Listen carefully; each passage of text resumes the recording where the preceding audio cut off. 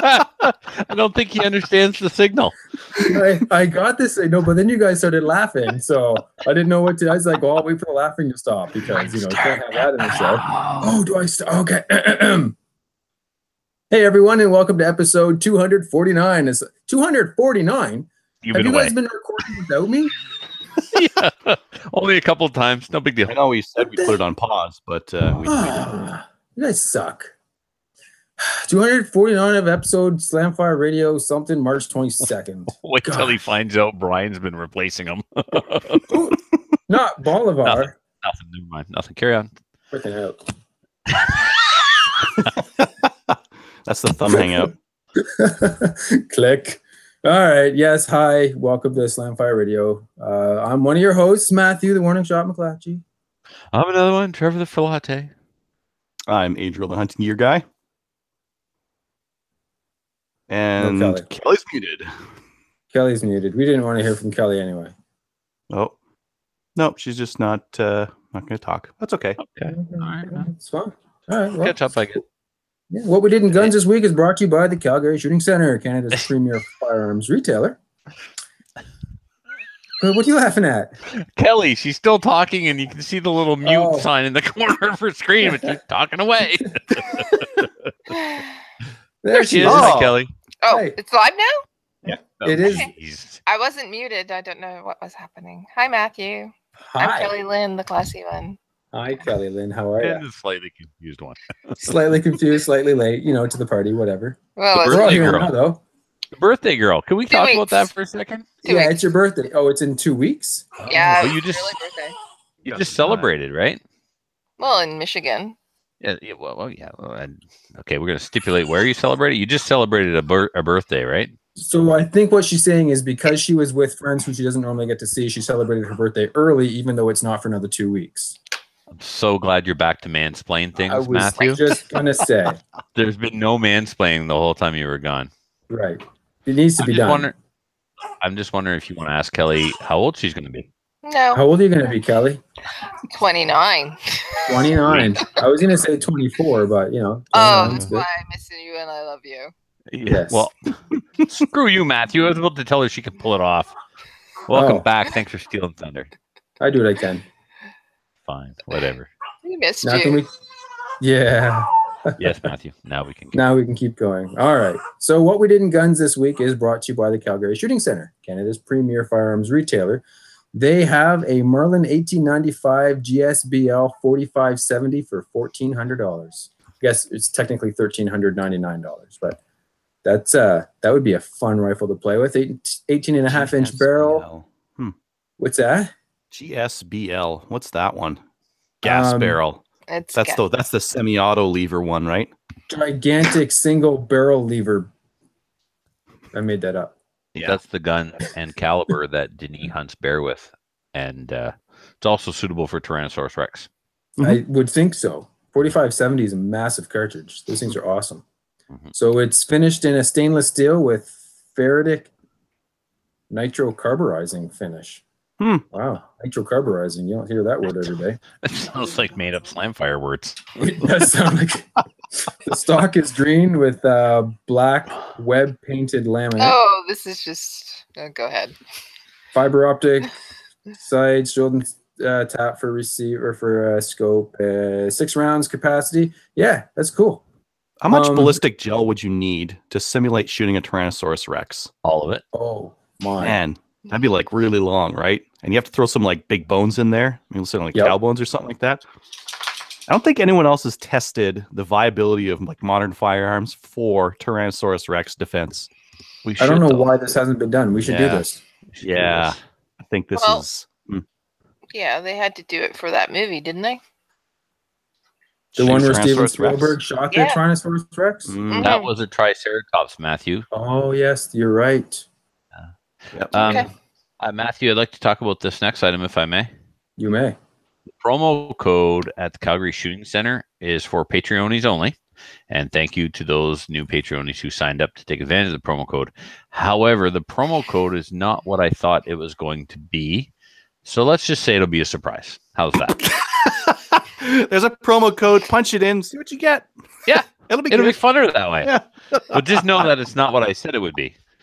Because Oh. apparently I thought it was all approved and live and stuff before permission was asked. I sometimes get ahead of myself. Look, Yeah, the I do horses. seem to remember reading an email from somebody who was asking about the promo code where they had called up and said, "Hey, there's a promo code," and they're like, "Huh?"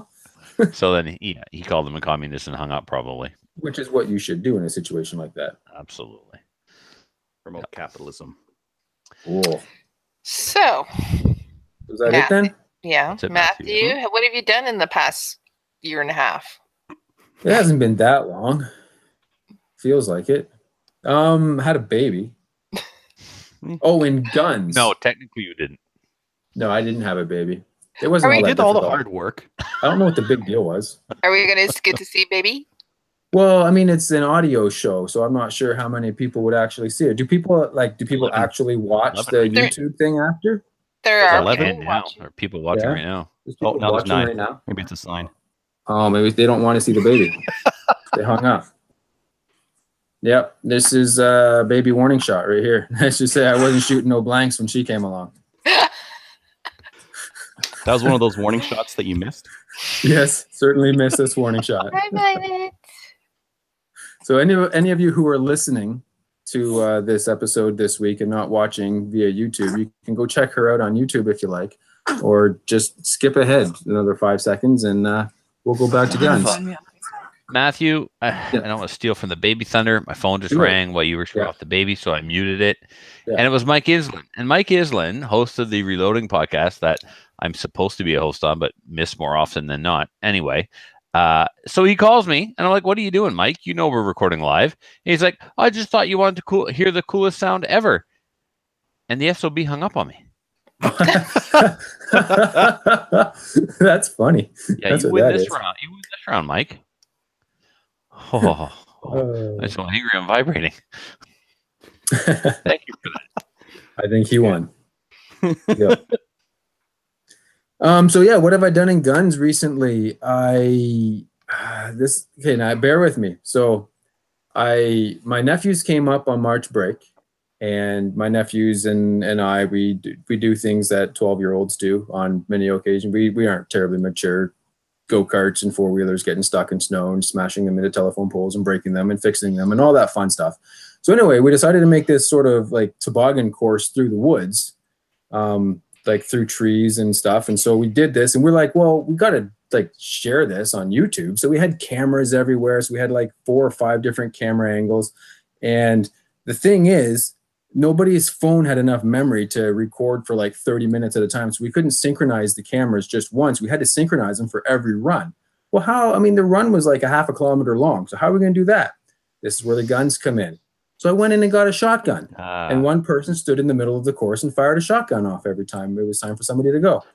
Good news, that person had a hunting license and they were shooting appropriately sized ammunition and no laws were broken. But yeah, so I used a shotgun, and that's all I've done with guns in the last 6 months. And for the record, I couldn't figure out why the shotgun was going off, but the that shotgun, makes more sense. that was the sync. That's how I synchronized all 5 of the cameras or 4 of the cameras, whatever they were. So it worked perfectly. But yeah, that was basically it, just to synchronize cameras. So yeah, I've used guns recently to synchronize some cameras. That's basically all I've done with guns lately. So I guess that brings us to the next person who's going to talk about that, which would be Trevor. What have you done with guns recently? I finally actually got to do some shooting. Long busy weekend. Saturday started off by traveling to the Miramichi for an IPSC New Brunswick executive meeting. When that wrapped up, Muffin and I kept on trucking to Captain Andy's, and we shot a level 2 indoor match at the AMA range in Dartmouth, and I won. Thank you. Good. Were you Good the job. only person in your division? It's so much better than that, Adriel. You have no idea. So I'm walking around the range, right? And I'm like, holy geez, I haven't done any dry fire because I had surgery on my left hand. I can't change mags. Oh, you're starting with the excuses already. I haven't shot a gun since December, and that was just my Norinco to test fire, and it didn't even work. Oh, you're starting with the excuses already. And I was stretching before the match. One of the guys like, really? You stretch? I'm like, I've basically been a couch potato since I got booted from a 3-gun match in October, yes, I will hurt something if I don't stretch. Anyway, I literally dry fired for 25 minutes Friday night before the match, or Friday night before I left for Nova Scotia, and so things were. I figured things would be rusty, but draws picked up as the day went on. But right out of the gate, I was out. My stage plans all worked. I was moving the way I wanted to move. I was shooting on the move. I had literally 2 fumbles and 1 mic in the whole match. So there was one case where I was shooting 3 minis on the move, and my feet moved faster than my gun, and I hadn't finished shooting 2 shots on the last mini, and I kind of had to pause for a split second. The videos on Instagram of me kind of like going back, presenting the gun to target again, and getting the second shot off, and then off I went. And then there's one other stage. This is how like good my day was going. I didn't stop in the exact correct position. I had to take an extra half step. That's how well my stage plans went. Like I was able to tear it apart that much and say, well, if I had stopped here instead of here, then I would have had 2 shooting positions from one location, not had the half step, and not slowed down my mag change. So, however, I still thought that my performance was only good enough for 3rd or 4th place, given the fact that, I haven't shot all winter. My speed was good, and my movement was good, and my stage plans were good, but I didn't feel like my accuracy was very good. The alpha count was quite low, lower than normal, but I made up for it in speed. So I ended up 1st place in Classic Division and 4th place overall. So 1st place and 2nd place were 2 open shooters, and 3rd place was that production guy. He shot the pre-match with us in one day, Matthew, a couple years ago, Fabrice. Yeah, I don't remember his last name, but I remember the guy. He was a really cool guy and a fast shooter. Holy cow, he was very fast shooter, military guy, right? So he was 3rd, and I was 4th overall. So in Classic, I beat the likes of Sean Hansen and Jim Smith. So Sean and Jim are 2 of the best shooters in Atlantic Canada, if not the best shooters in Atlantic Canada, certainly in production and Classic. I couldn't believe it. I'm still kind of going, did they shoot really bad or what? But then I looked at their times, and I was 85 seconds, Jim was 83 seconds, Sean was 98 seconds, and then everybody else was 104 or 105, stuff like that. So it was awesome. I was pretty pumped about that. And Muffin shot well too. I brought both my guns. He used my standard gun, and then he picked up his own Classic gun. He bought a gun. Well, he bought a gun from Lorette. I technically have it right now because somebody let their license expire. So Lorette transferred McIntyre paid for it, but Lorette transferred it to me. So for those of you that are fortunate enough to be watching us live, this is Muffin's new GAT. It's a tricked out STI Spartan that Lorette had worked on. Needs some better grips, obviously. I put an extra magwell on that I had, but it's got the DTS safeties and a cylinder and a slide trigger kit. Very, very nice. Very, very nice. Andy did the trigger job, Captain Andy. And so hopefully in the future, the New Brunswick Classic team will be myself, Lorette, and the Muffinator. So what else? I like it. Yeah, I just made that up. I cleaned this. Where is it? Again, if you're fortunate enough to be watching. We'll tell the people what it is. Yeah, I'm just trying to get the camera back up here. Spencer the Whale, I'm sorry. I know you said we should describe things better because it's not everybody watches on video. But anyway, this is that 1945 Tokarev TT33 that I was talking about. All matching numbers, including one of the magazines here has the matching serial number on it, has the lanyard loop on the gun. There's actually a lanyard on the holster. So the gun goes into the holster, and this lanyard, I don't know if you can hear that, this lanyard hooks onto the lanyard loop on the frame of the gun. Because, I don't know, Russians didn't like dropping their guns or something. I don't know. Anyway, the gun's is in immaculate condition. And I'm gonna get a lot of flack for this. Like the SVT40 is a better design than the Garand. This is a better design than 1911. And I know Matthew's gonna go, it doesn't take much to be better than the 1911. Than the 1911. The ergonomics are worse, but other than that, it's an improved upon design. It's a simpler design than the 1911 but it's a real ripoff. It's Russia's 1911. Unfortunately, like I said, the ergonomics suck, but the ammo that it takes is better than 45 ACP. It's got a snappy little round that it will penetrate body armor. The stock sights are better than stock 1911 sights from that era, of course. Even it's a European pistol, Russian anyway, but it has that American style magazine release. The trigger group is simplified. I don't really like how the hammer is on it, but anyway, I'm a lot more impressed with it. I think for its time, it was ahead of its time. So, what else? Did you get a couple thousand rounds for it? There are 2,000 rounds of Cellier and Bellet on order. Brass case, non-corrosive, 18 cents a round. Yep. Thanks. That's why you buy one of those. Yeah. 2x25 is cheap. And this is non-corrosive too. So I'm in. I'm all about it. I set up a new pistol shelf behind me. I'm not sure if people can see that or not. The way that the pistol shelf used to be, the stands were. Adriel, you want to share my screen or something? Yeah, I can lock it to you. All right. So that's you. You're locked on you. There we go. All right. So the way and if you can see the calendar, you'll recognize that right away. It doesn't seem to, the months don't change on my calendar. I'm not sure why that is or how that works, but I'm not a calendar scientist, so I just leave it. So these stands come from Amazon. You get like 3 of them for $30 by the time shipping and tax and whatnot is.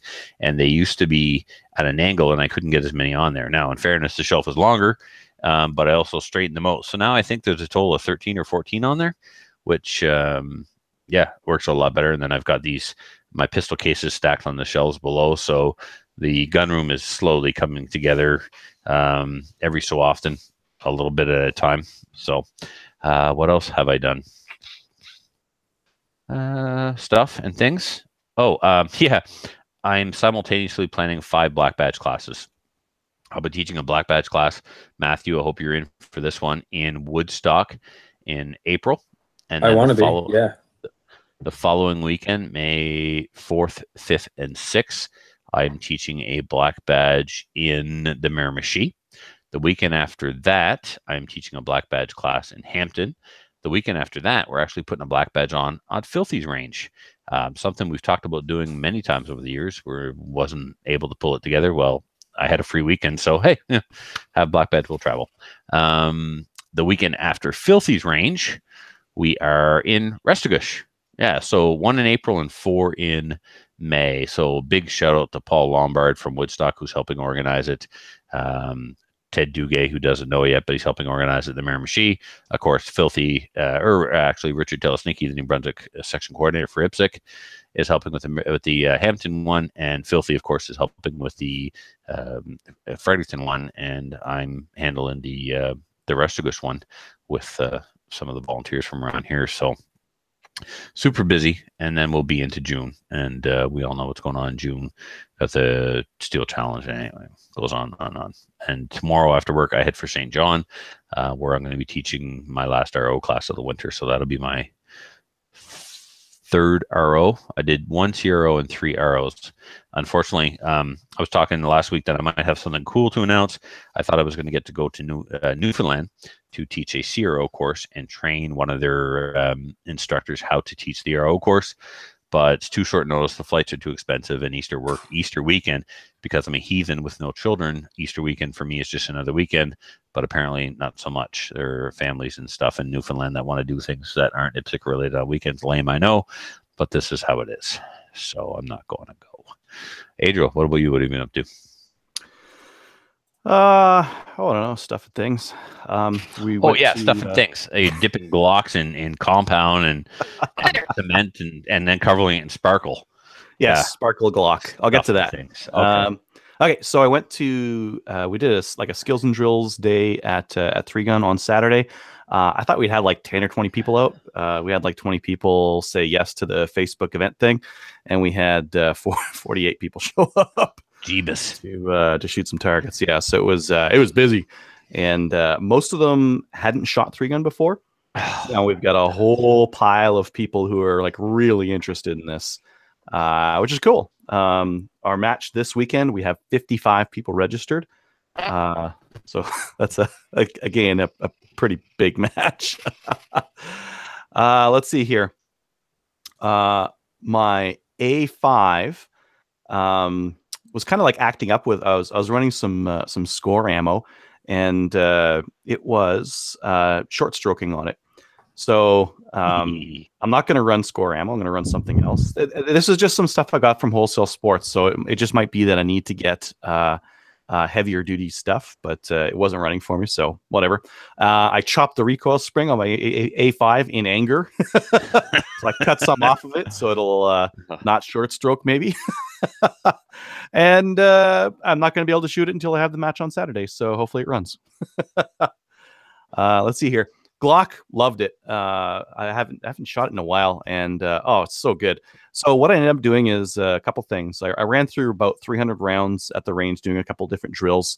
It was great. Tracking is really good. The reset, the sights are coming right back on target right after I shoot, so it's perfect for the ammo I'm running.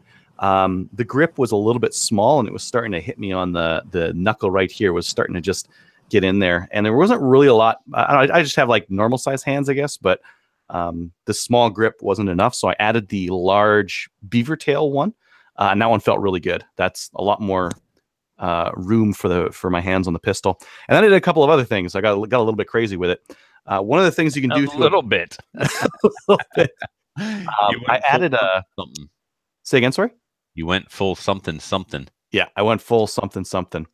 I was actually looking around at a couple of different tricked out Glocks online, and this is my competition Glock, right? Just 3-gun. That's all I use it for. We don't have concealed carry out here, so it can be as impractical for regular use as long as it's just excellent for 3-gun. One of the things I did was add a double undercut. So that's this cut here and this cut here, and that's so that you can get your hand up a little bit higher on the gun, and so that this you got a little bit more room to kind of squeeze in this left hand a little bit more. So and the other was I glittered it up. Oh my god, bedazzled. Yeah. But you didn't take off the finger grooves. No, I didn't take off the finger grooves. That's one of the things you can do.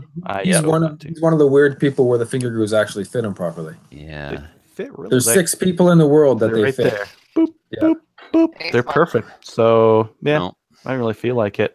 But I could have done that very easily. Once I had my Dremel out with that with the high grit drum on it, and it was taking some material off. Maybe I should send my gun to you instead of Black Box Customs, because Black Box Customs is waiting for me to send mine out, and they remove the grips, but they do that double cut under the trigger guard. Let me see yours again, because it looks fantastic. Just like that. Boop, boop, boop. Maybe I can get it to focus on there.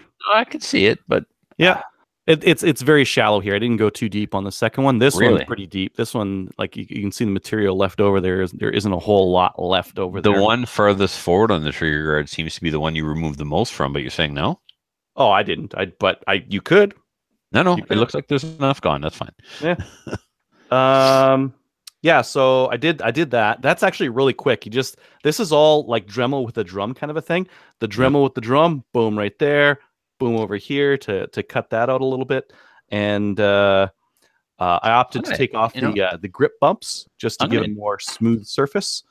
I'm going to do that Dremel with the drum trick to one of my 1911s because I like the undercut 1911. Oh, yeah. Yeah, that's interesting.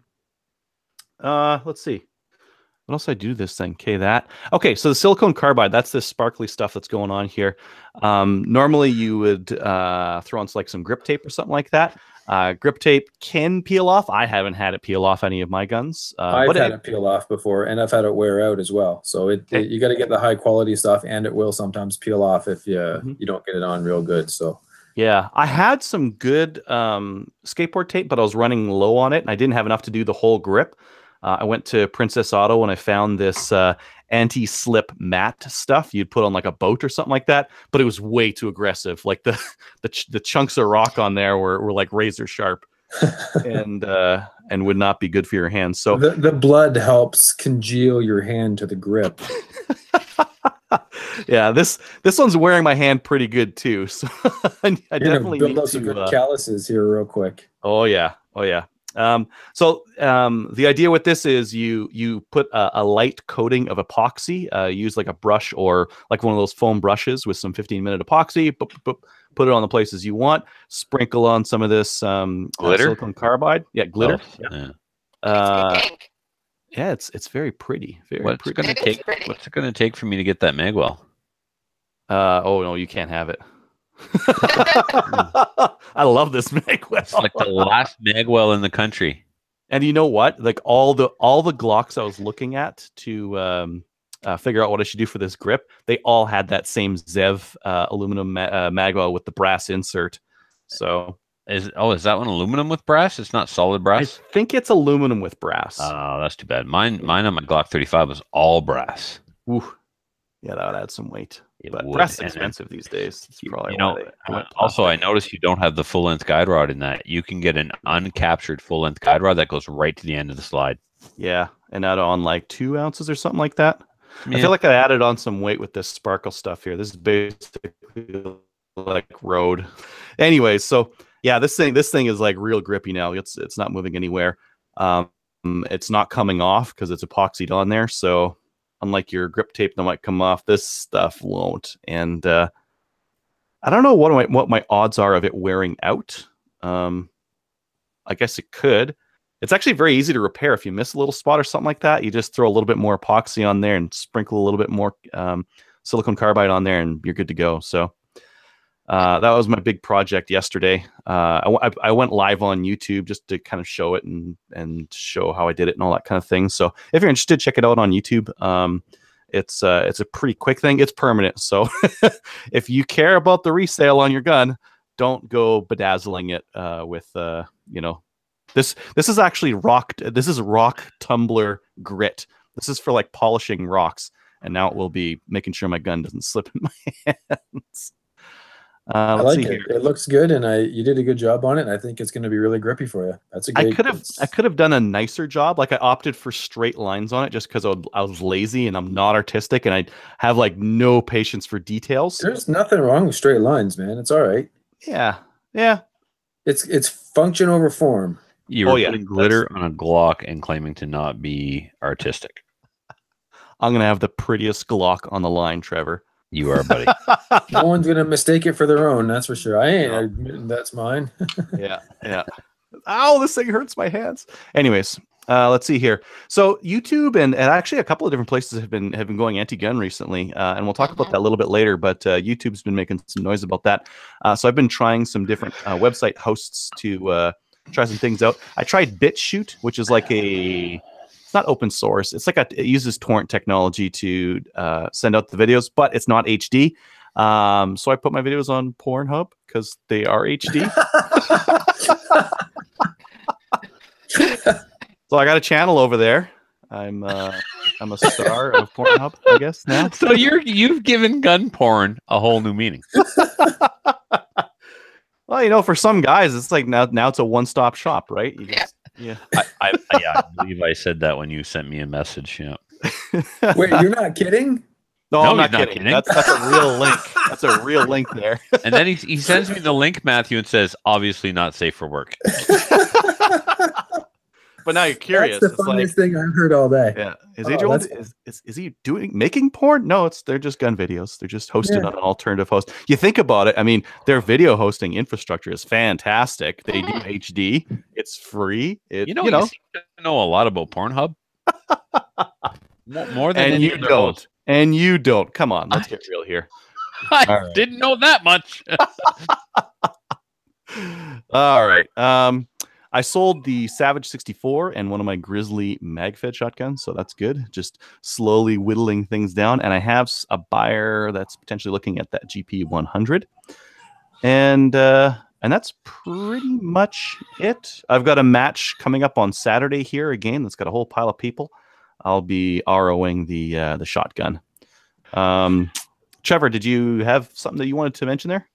Thank you, Adriel. I apologize. I forgot to write it in the show notes. Our member of parliament, Rene Arsenault, called his secretary called Jason, the president of the Rescuers Gun Club, Muffin, on Monday or Tuesday, asking if he could meet with the executive through teleconference at his office. So when we arrived, CPAC was still going, and they were still on the floor. And then next thing you know, he's basically running to his office on the hill and started Skyping with us. And I just, I have to. He is a Liberal, and his brother and son are both customers of Denis. We brought Denis with us, although technically not on the executive. He's definitely a stakeholder in the community as a business owner. He's the only one in our region that sells restricted firearms. So I got some talking points ahead of time from Rod and Tracy, and they called us the day before. So we went there, and he gave us an hour of his time, but boy, he wasn't ready for me. He didn't know what hit him. I mean, I don't know. He obviously is just repeating the rhetoric that they're telling him. And he wanted to hear from actual gun owners and what their concerns were. But I think he was expecting, this sucks, no more gun control. But of course, he got a lot more than that. He got history and background and the way it was, and the way that they're trying to bamboozle us on a couple of things. So a couple of highlights that I discussed with him were these new enhanced background checks, going for a life history, including into childhood. Oof, there's some privacy issues there. It's going way too far. If you feel the need to increase it, go from 5 years to 10 years, right? If you can not be mentally ill for 10 years at a time, not hurt anybody or yourself for 10 years at a time, you're probably in the clear. He didn't know about the application process and how much checking actually goes into it now. But the biggest thing I wanted to impress upon him was the fact that this bill will eliminate the oversight committee from the RCMP. The RCMP already controls classification, but if this goes through, there'll be no checks and balances, no oversight committee. They can move whatever they want from any category to another without running it by anyone, and I find that very frightening. Well, as long as if they had some like rules that made sense or didn't have interpretation and were like very clear cut, it wouldn't be a bad thing. If we had I think CTC Supplies, and just a couple of years ago, someone was trying to push a simplified, restricted, non-restricted, prohibited setup where it went off like length and whether it was semi-auto or not, and then that's it. Yeah. And if they had just that, then who cares who's administering the program, because the laws make sense. But because they don't make sense, like it's such a risk for anyone really to control that. Yeah. And then the other thing was, I tried to, and I wasn't very good at articulating this part. I'm a lot more familiar with the details today than I was last night, unfortunately. But the backdoor registry that's being created, you can no longer just give a restricted firearm to or a non-restricted firearm to someone by simply calling in and verifying their number. Now you're initiating a transfer. You're getting a transfer number. The people who are recording this information are referred to as the registrar. It's all back with the exception of a registration certificate for the firearm. So the infrastructure is being put back in place. They better make this online. This is some BS. Like having they tried calling in like what the heck? You know what they said? And he was convinced of this. He said, but it only takes, we're going back to the paper ATT. So I brought that up again, and I said, not having the piece of paper didn't change the law. I still was not allowed to deviate from the most direct route possible. All we did by getting rid of the piece of paper was save millions of dollars. The law didn't change. So I tried to explain that to him. But I lost my train of thought on that. What did you say?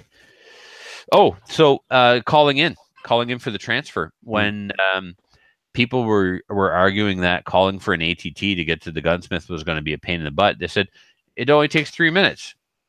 We tested it. No. They are bamboozling you. They may have been on hold for 3 minutes and may have spoke to a human being in 3 minutes, but when do I get the paper? Oh, what do you mean? It's not just about a phone call. They have to now send me a legal document to use to transport the firearm.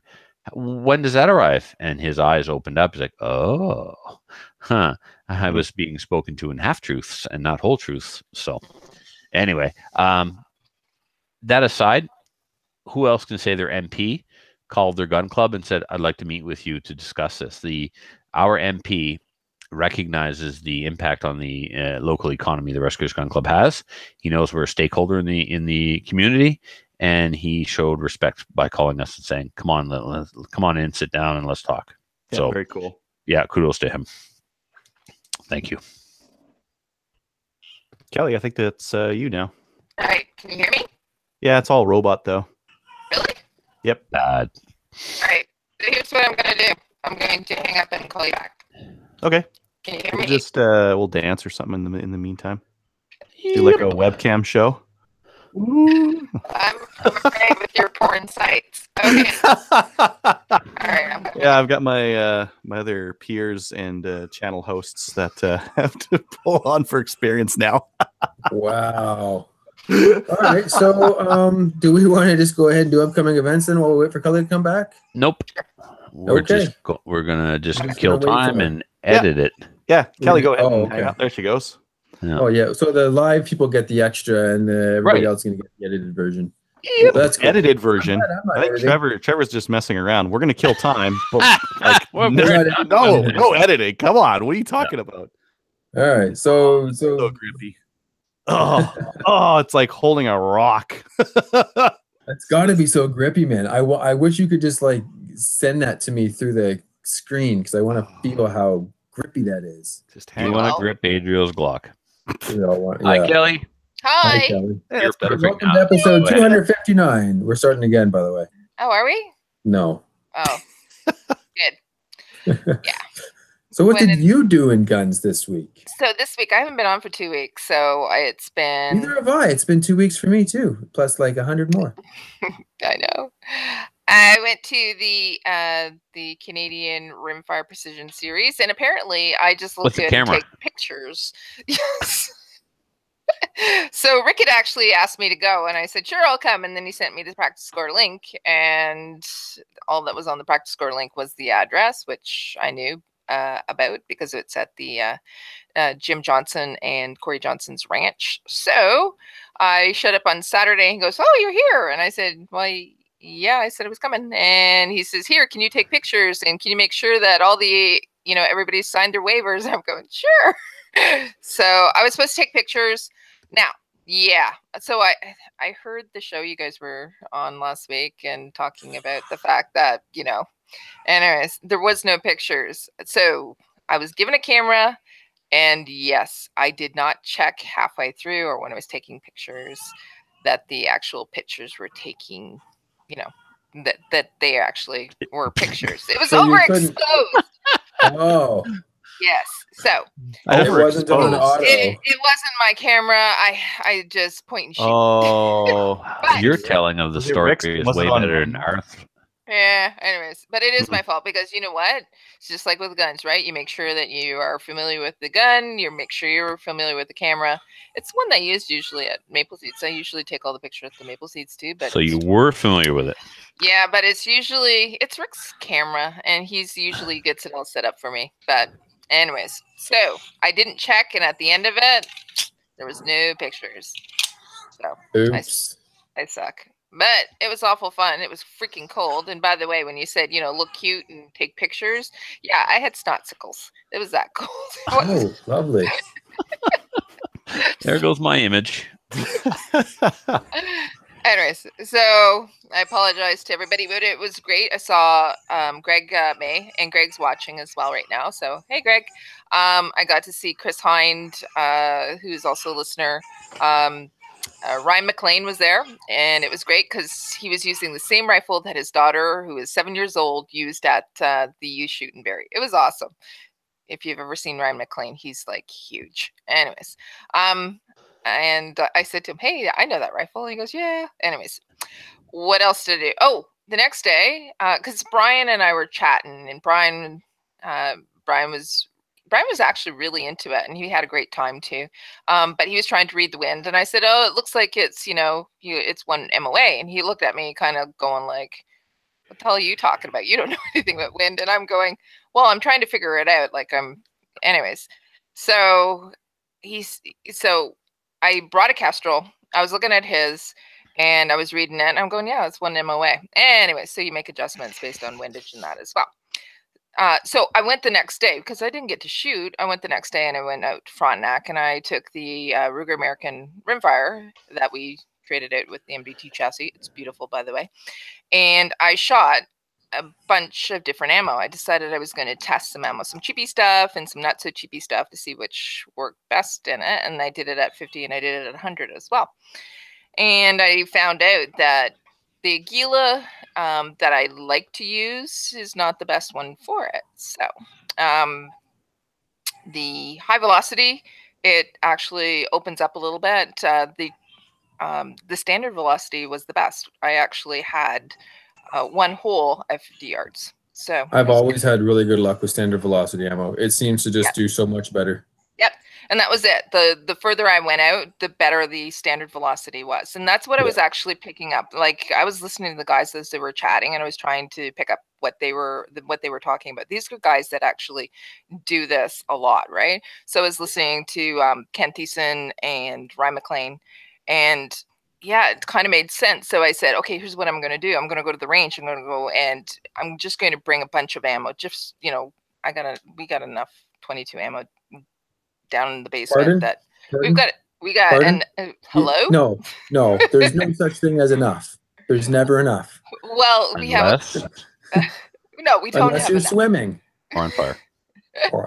Anyways, so I took a whole bunch of different brands, and as I said, standard velocity. The Ely rep that was there as well, and I wanted to actually try out some of that too, but I'll have to do that next time. When we go to the charity shoot, there's going to be some Ely stuff there, so maybe I'll try it there. So, what did I do the next week? So that I went to Michigan because birthday party with the girls down south. I was in a car for 10 hours with someone who is a non-gunny. So what did we talk about? We talked about guns, right? Yeah. Good. And by shoes. You talked about shoes. So by the time we were done, she's actually a fence sitter. She was somebody who helped out at the charity shoot actually that we ran in Brockville. And she is ex-military as well. So she shot firearms before, but she's not really a gunny. She's not really supportive of other people other than military and police having guns.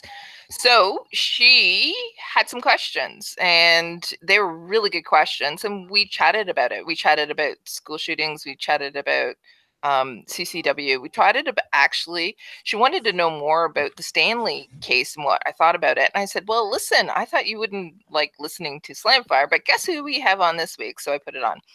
And we listened to it, and she had some more questions, and it was so like I didn't even know we passed through Toronto by the time we did because we were so into the conversation. It was kind of like I was thinking about it, and I said it's kind of like she asked one question, and if it was Trevor, it was like pushing the go button, right? It was just like anyways. So by the time she was done, or by the time we got down to Michigan, she was somebody who thinks CCW is a good idea, that we should be able to carry and protect ourselves and our property. I'm going, well, we're in Canada. We can't do that. However, you know what? It's something, that, and she's supportive of it. I'm going, that's really great. Well, isn't it interesting that it doesn't, I've had that experience with many people too. They start off completely against the idea, and within a half an hour, even sometimes they have completely switched sides because it's not an emotional-based argument. No. It's a simple logic-based argument. It's not These a are CBC. The facts. Yeah, it's not a CBC trying to scare them news piece. That's right. And it's interactive. Right. Well, she was locked in my car. I was going 130. She couldn't get out. That's so awesome. But she asked the question, and she goes, so what do you think of the school shootings? And then I was just off. And right? Kelly hit the lock button. Click, click. And now we're going to talk. At the end of it, I said, oh, I'm so sorry. And she goes, no, I asked the question and I wanted to know your view. And she says, it makes sense. And here's my views now. It's changed my ideas about this. So it was great. And all it was just somebody asking a question and being open to it, right? That's it. Anyways. Very cool. So while we were down in Michigan, we didn't get to shoot. So that was sad. But we did go to Freedom Firearms. we were looking for something. I was looking for a new pistol grip, but they didn't have it. So I got a sticker instead, which is on my car, which is cool. But while I was there was a couple of sketchy guys that came in. And by the way, it's in the sketchiest neighborhood ever. But one guy came in with another guy, and they're going over to the High Points. And the High Points are about $120, right? And one guy is talking to the other guy saying, you know what? It's an excellent choice. It gets a bad rap and everything like that. But you know what? It fires most of the time. So I'm going, yeah, because that's what you want, consistency, right? Yeah. Anyways, so it fires most of the time. And yeah. That's hilarious. For $120. And yeah. So there was 6 women, ranging from 70-ish down to, 35-ish, 24. And because you're 24, remember? Yeah. Kelly, yeah, come on. Yes. And all of us were in there, and it was so cute. All the guys were, trying to fall over us and see if they could help us. But yeah, anyways. The last thing that we did is Project Maple Seed. We have released a lot of events. So if you haven't gotten notices for them, you'll be getting more notices in the next probably week.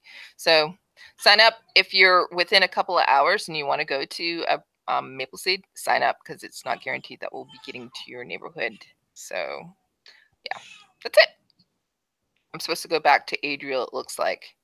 Adriel? Huh? It says, please come back to me when you're finished. No. Move on. Never mind. So moving on then? That was Kelly, I'm sorry. I'm sorry I didn't put it in. Yeah, sorry. My bad. That's hilarious. I was just about to make an italic stroke. Yeah. You ruined it for me. Now I won't. It's like we finish each other's sandwiches. Yeah. Oh, I love sandwiches. I could eat. I missed you, Matthew. I missed me too. Anyways. Are you done? Yeah, oh. I'm done. It fires most of the time. It fires. That should be the tagline of this week's episode. It fires most of the time. Just like me. If we could get them up for $110, I would have one. I would get one for $110. Yep. First handgun I ever bought was a Colt Python. First handgun I was ever offered was a High Point, and I knew nothing. But I looked at it and went, no. I know how stuff is made, and this is made badly. Yeah. It was $300, and the guy was insulted that I wouldn't pay $300 for it. Wow. Yeah. So I took the Colt Python for $400. That's all right.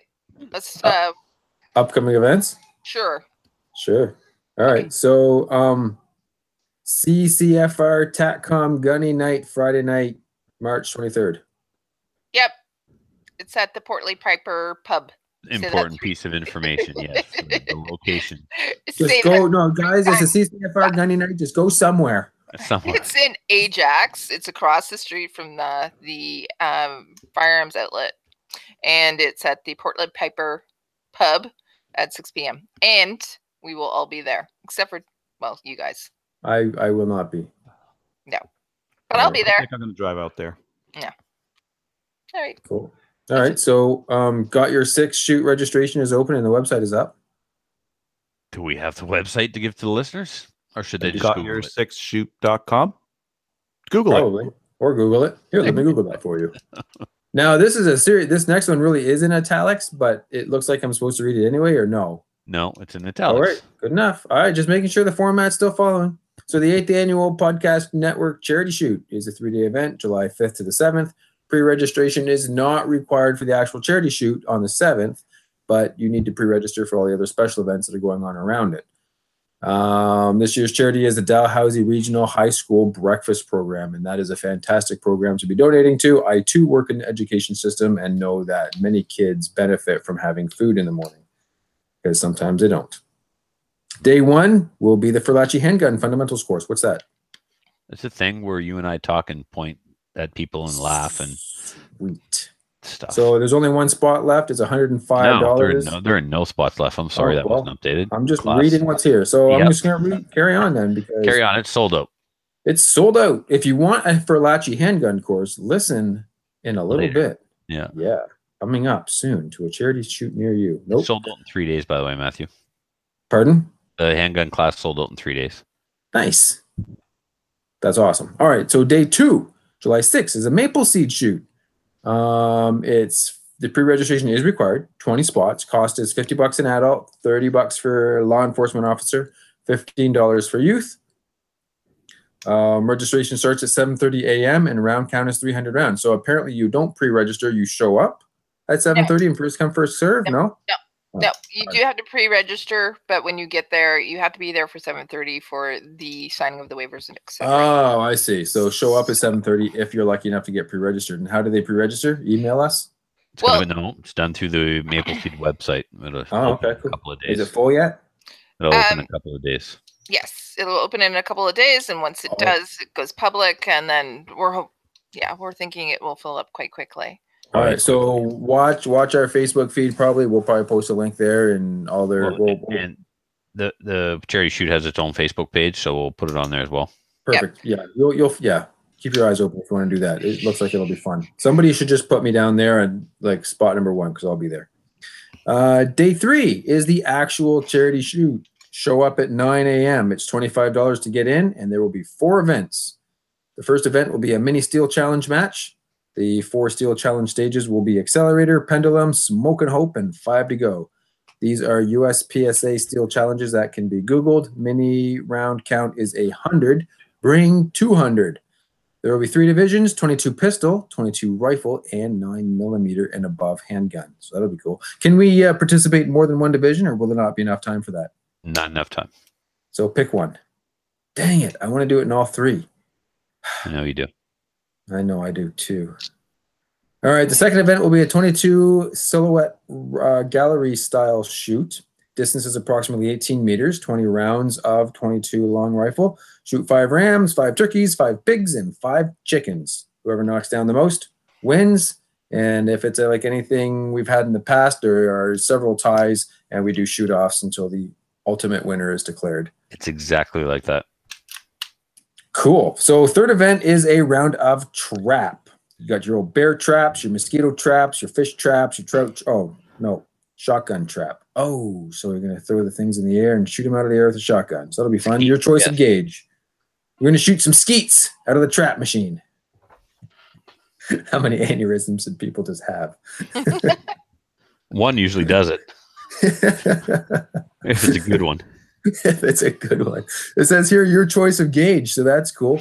I should bring out the old 410, see how I do with that. Finally, at the end of the day, we will end it with a fun rifle and pistol shoot. Bring whatever you want. Distances between 100 and 200 yards in the rifle range, 18 meters in the pistol range, and on the steel plate rack, dueling tree, hostage target, all kinds of fun stuff to shoot at. All 3 events will take place at the Restigouche Gun Club in Balmoral, New Brunswick. Barbecue provided by Smoke on the Water, which is some delicious food, by the way. Smoked meat, sides, drinks. The invitation letter will be on the Restigouche Gun Club website soon. Probably already there. Probably already there. I don't know these things because I just showed up tonight. There will be a Slamfire CCFR pub night in Edmonton, Friday, July 13th. Friday the 13th. Brewster's in West Edmonton. That'd be fun. We should go to that, Trevor. I think we're probably required to attend. Oh, all right then. I guess we'll be there. People are asking about registration. It's in the Edmonton. I don't know. Please register if you want. For beer? Just like show up and buy a beer. Show up no, and buy a beer that's actually written under the fundamentals part, Matthew. Oh, yeah, you're right. Look at that. I don't know how to read. Well, I do. I just don't know how to keep track of what's going on. All right. So, yeah, show up and buy a beer. But make sure you pre-register. And then attend the Ferlacci. Then attend the Ferlacci class the next day. And we are going back to Pontiac. Is that correct, Adriel? Bonneville, thank you. Yeah, close enough. Did we arrange with those guys yet? I think Mark said we were. I think Mark said we were good. Mark, are we good? Tell us if we're good, Mark. And get some corn. Yeah, God, not like last time, eh? Actually, go through some effort this time. No kidding. Last time was sort of like lame. Yeah. Whatevs. Kidding. Didn't he get his friend who owns a restaurant to go and get corn out of season? Yes. He went through fantastic lengths to get me some corn on the cob. It was amazing. Yeah, it was like trying to get maritime lobster in Arizona, and he did it. Yeah, and he did it. The man is he's amazing. Anyway, yeah, it's going to be out there, and it's going to be awesome. You should totally sign up for this class and come shoot guns with Trevor and I, because it's going to be fun. Trevor and me. My bad. I'll probably be there too. Adriel, you coming? Is that okay with you guys? Yeah, Yes. I think it'd Can be I bring great. my sparkly Glock? No. Yes, you. Oh, Trevor said no. He's the boss. I said yes. I'll You bring my won't be Nerf there. gun. You'll be I teaching apple seeds somewhere. In Woodstock. I got you. It's maple seed. I know. I just ignored it. All right, that's it for upcoming events.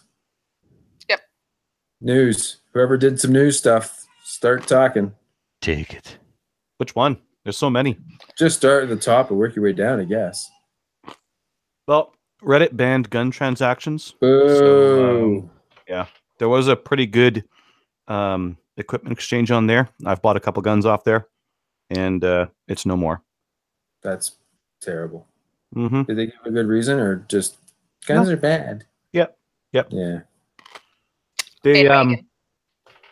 they updated it. Are you And it was eating? He is eating. Yes. Yeah, I'm he's- eating that's some. what- And at lunch today. This is my We secret are right so now. pro here. Look, they get what they pay for, I suppose. It's not a Patreon episode, is it? No. Oh, It's a good. free one. Never mind. Do whatever you want. All right. So Reddit, they banned gun transactions in the same update to their thing. They're like, hey, no selling illegal drugs, no prostitution using Reddit, no a bunch of other stuff that's illegal, and no selling guns. The only thing that's legal. The only thing that's legal in there, but it just gets lumped in with all this illegal stuff. Wow.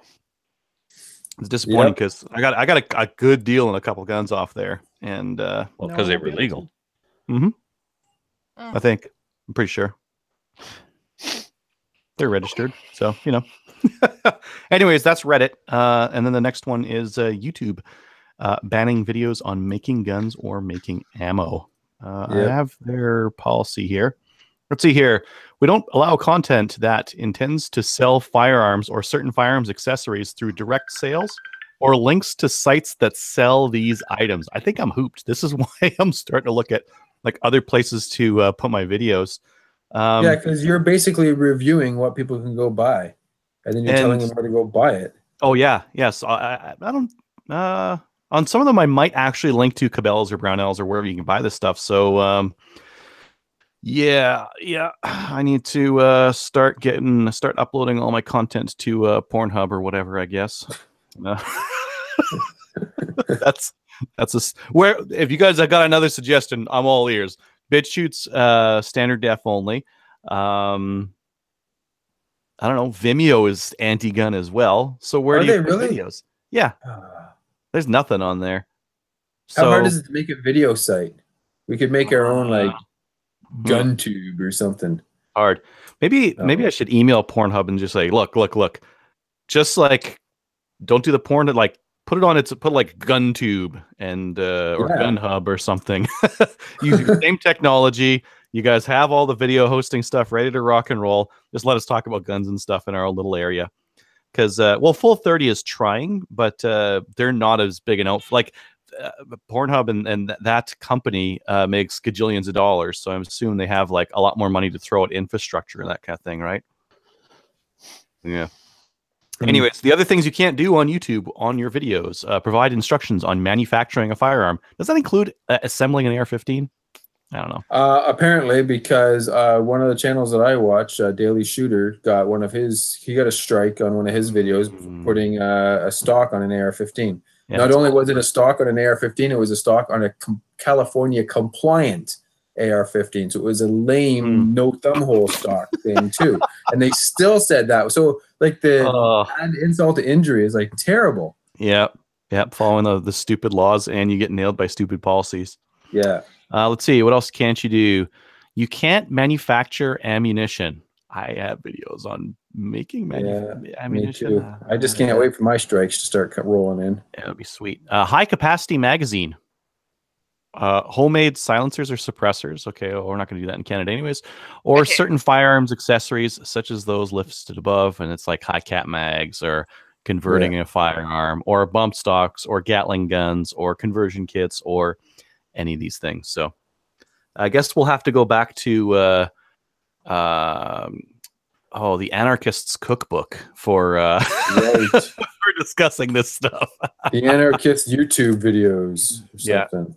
Yeah, exactly. So that's YouTube. Wow. It's been a trying week in the firearms community. I guess so. Yep. I put this one in here. It's not a link, but I just wanted to talk about it. Wendy Kuker. Hello. She put out after the Gangs and Guns Summit. She put out she was quoted actually in the Hill Times to say that that gun control is a gendered issue because, well, apparently women don't own firearms. Anyways, so I wrote a little Wendy. I wrote a little something and Good. posted it on Facebook, both in the CCFR page and on my own page as well. And people have shared it as well. So it is something that obviously firearm usage and ownership is increasing amongst women. And it is basically women are the fastest growing group, both in hunting and firearms ownership. And not only that, you know what, we're trying to empower girls, and one way that you can do it is through going to the range. Yeah. Arm them. Yeah, Nothing that's, to the power like I'm 45. So that's right. Because misogyny is dumb.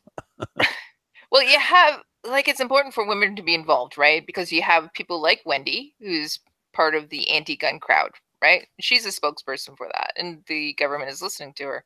We need women on the other side of the fence as well, saying, you know what, I like guns. I'm totally legal with them, and I'm able to actually use them in a safe manner, and I can use them for harvesting my food. I can use it for sports. Look at Mary Patrick, right? She's an Olympic hopeful. She's trying to realize her dream, just like Canadians. We had Linda Tom, who got gold in the Los Angeles Olympics, and then you also had Marion Bedard, who actually does the biathlon, right? So we have a long history of women being involved in our culture, in the gun culture. And when you say it's a gendered issue, I believe it's a gendered issue when we talk about guns and gangs. Yes, you know what? I see a lot of those people in my line of business, right? They're using firearms in a criminal way. We're not talking about legal firearm owners, though. You know what? More and more women are actually getting into shooting. They're getting good at it. And they're also the ones that are now doing things like Canadian Border Service Agency corrections and also police services. They're being required to get their license as well before they even start the hiring process as well. So I think Wendy needs to rethink maybe that a little bit. So I'm just glad that our the people that are spokesmen or spokeswomen on the other side are just so crap at arguments, because she made it easy last week. Really, she did. Yeah. Honestly, Yeah. The stuff she was saying about the guns and gangs, that, you know what, she just wants all firearms banned, and it was ridiculous to talk about, you know, gangs and trying to take the guns out of their hands. So she lost credibility with everybody, essentially. So yeah, if you read any of the stuff on the Coalition for Gun Control's website, it's crazy. It's like real crazy stuff. Terrible statistics, terrible logic, and that's good, I guess. It's good for us. Yeah, Yep. makes them look dumb. Yeah, we don't really have to help with that, do we? Sorry. Anyways, yeah. So who wants to talk about the Liberals introducing the gun bill? Probably all of us. About it at all, are they? Yeah. Anyways. Okay. Well, I mean, we could pick it apart piece by piece. One of the things they want to do is change the ATTs. So you still get to go to the range and back with no paper ATT, but if you want to go to the gunsmith or to a border or whatever, now you need an ATT. That's silly. Yeah, it's silly. It'll add extra work. It's not like the end of the world, but it's kind of a pain in the butt. Yep. What other ones do they have in there? The RCMP are going to be the body for deciding whether something's restricted or non-restricted or prohibited. They're just They losing the already are. oversight committee. Mhm. Yeah. Now they're losing the checks and balances. Yeah. And Well, I mean, Yeah, a background liberal staffed oversight committee isn't really a checks and balance, though. yeah, Really. the only proper check and balance to this is having like clear, easy to understand law, and we don't have Yep. that for gun law in No. Canada. And it's frightening how little our politicians actually know about it. One of the opposition members stood up today and he really chastised them, including Justin, for knowing so very little. He was actually tweeting things that were just blatant lies. Whether he said them whether he lied intentionally or not, it was just not true. So, anyway. Well, the tweet you're mentioning is Buying a Trudeau. gun without showing a license. Yeah, he says you can just like, we're gonna stop this today. You can't go buy a gun with a license. It's like, what are you talking about? You need a license to go buy a gun in Canada. All stores require that you have a valid PAL to buy a gun. I'd like to also mention what an awesome job the CCFR is doing. Yeah. Rod and Tracy are all over this thing. Rod's been in Ottawa for a few days now. Mhm. Rod and Tracy gave a parliamentary interview today. They've been doing interviews and meetings with politicians. Tony was around representing CELA and the CSSA. No sign of Sheldon Clare, and whether it's true or not, I don't know, but I'll say it anyway. It's hearsay. Neither side of the government will speak to the NFA. Nobody wants anything to do with Sheldon. So Sheldon's not even in Ottawa this week. So how effective is that? Maybe no compromise wasn't such a good idea after all. Anyway, I'm being petty. The CCFR is there. They are representing Canadian gun owners in a very positive light, and they are being consulted with and listened to and interviewed, and they are doing their very best to get the truth out for Canadians. So, if you were on the fence wondering, what's CCFR going to do for me? Well, here's the first opportunity the CCFR has had to battle legislation, and they are in the trenches, and they're there to make your voice heard on your behalf, whether you actually join or not. If they have any kind of influence, you're going to benefit from it as a gun owner by default. So, at least support them, right? Yeah, exactly. What other items are in there? Let's see. They want to do an extended background check. So rather than the last 5 years, they want lifetime. So lifetime of criminal and mental health. So you got a teenager who had to go to counseling in their adolescence because they were acting out, and in therapy they found out they were abused, and that's what was causing the issue, and they got counseling and now they're better. Do they really need to divulge that? Right? And if they don't, and it gets found out, do they have their license denied for something that happened when they were 14? It's absolutely ridiculous and not acceptable. If you really want to do something to make it look like you're doing something, move it from 5 to 10. I mean, that's reasonable. It's not reasonable. 5's fine, but anyway, lifetime is. I mean, 10 is more reasonable than lifetime. Yeah, that's for sure. I mean, it's ridiculous. Or here's a crazy idea: call the references and dig into it a little bit.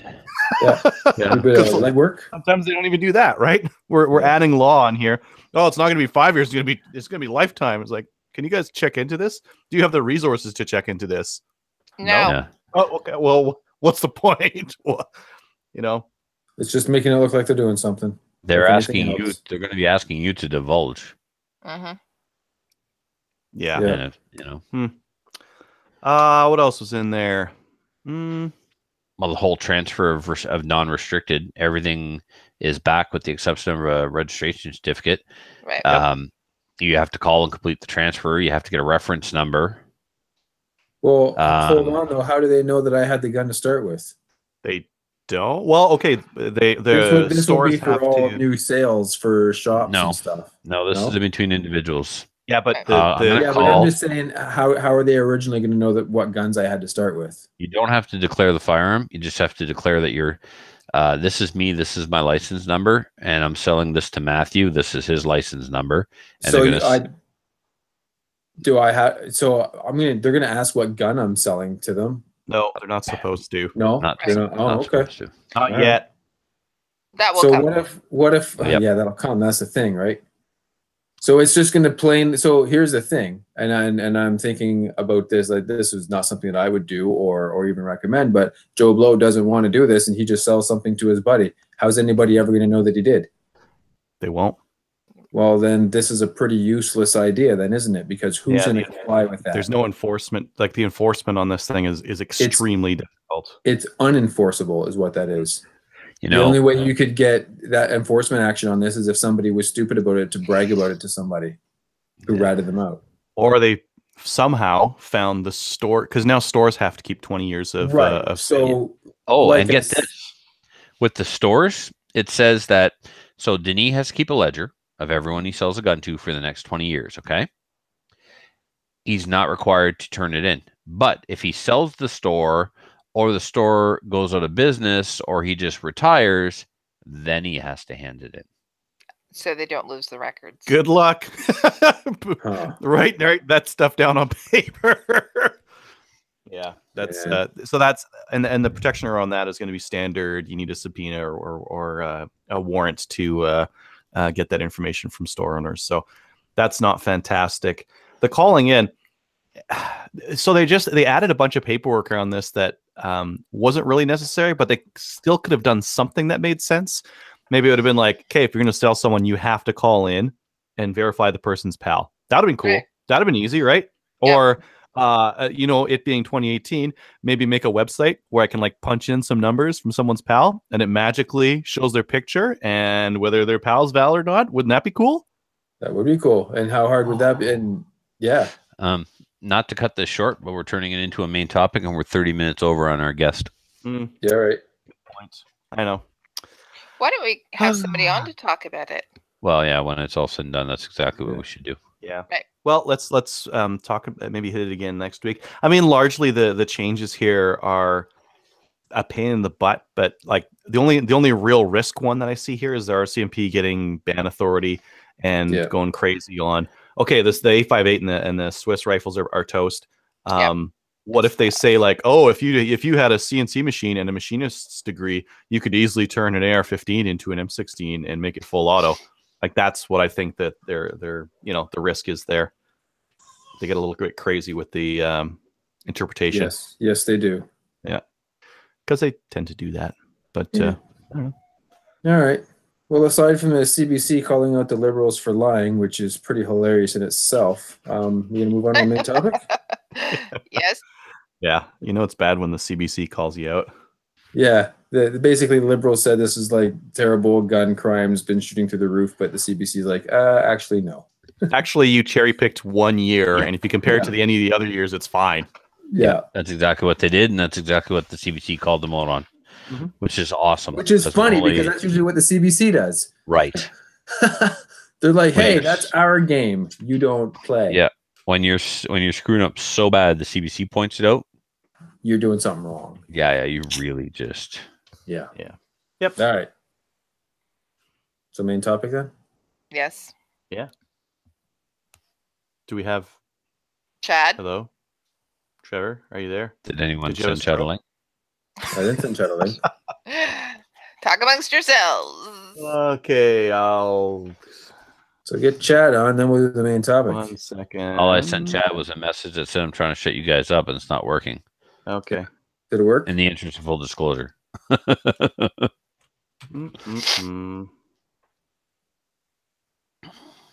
I am Facebooking him. No. There, he just saw my. Just sent him a message on Facebook there. Perfect. So we're talking about the Falachi handgun course. Yeah, we didn't make any talking points or. No, that's okay. Chad, tell people why they should come to our class. Yeah, and then we'll tell you why you're wrong and why you should really come.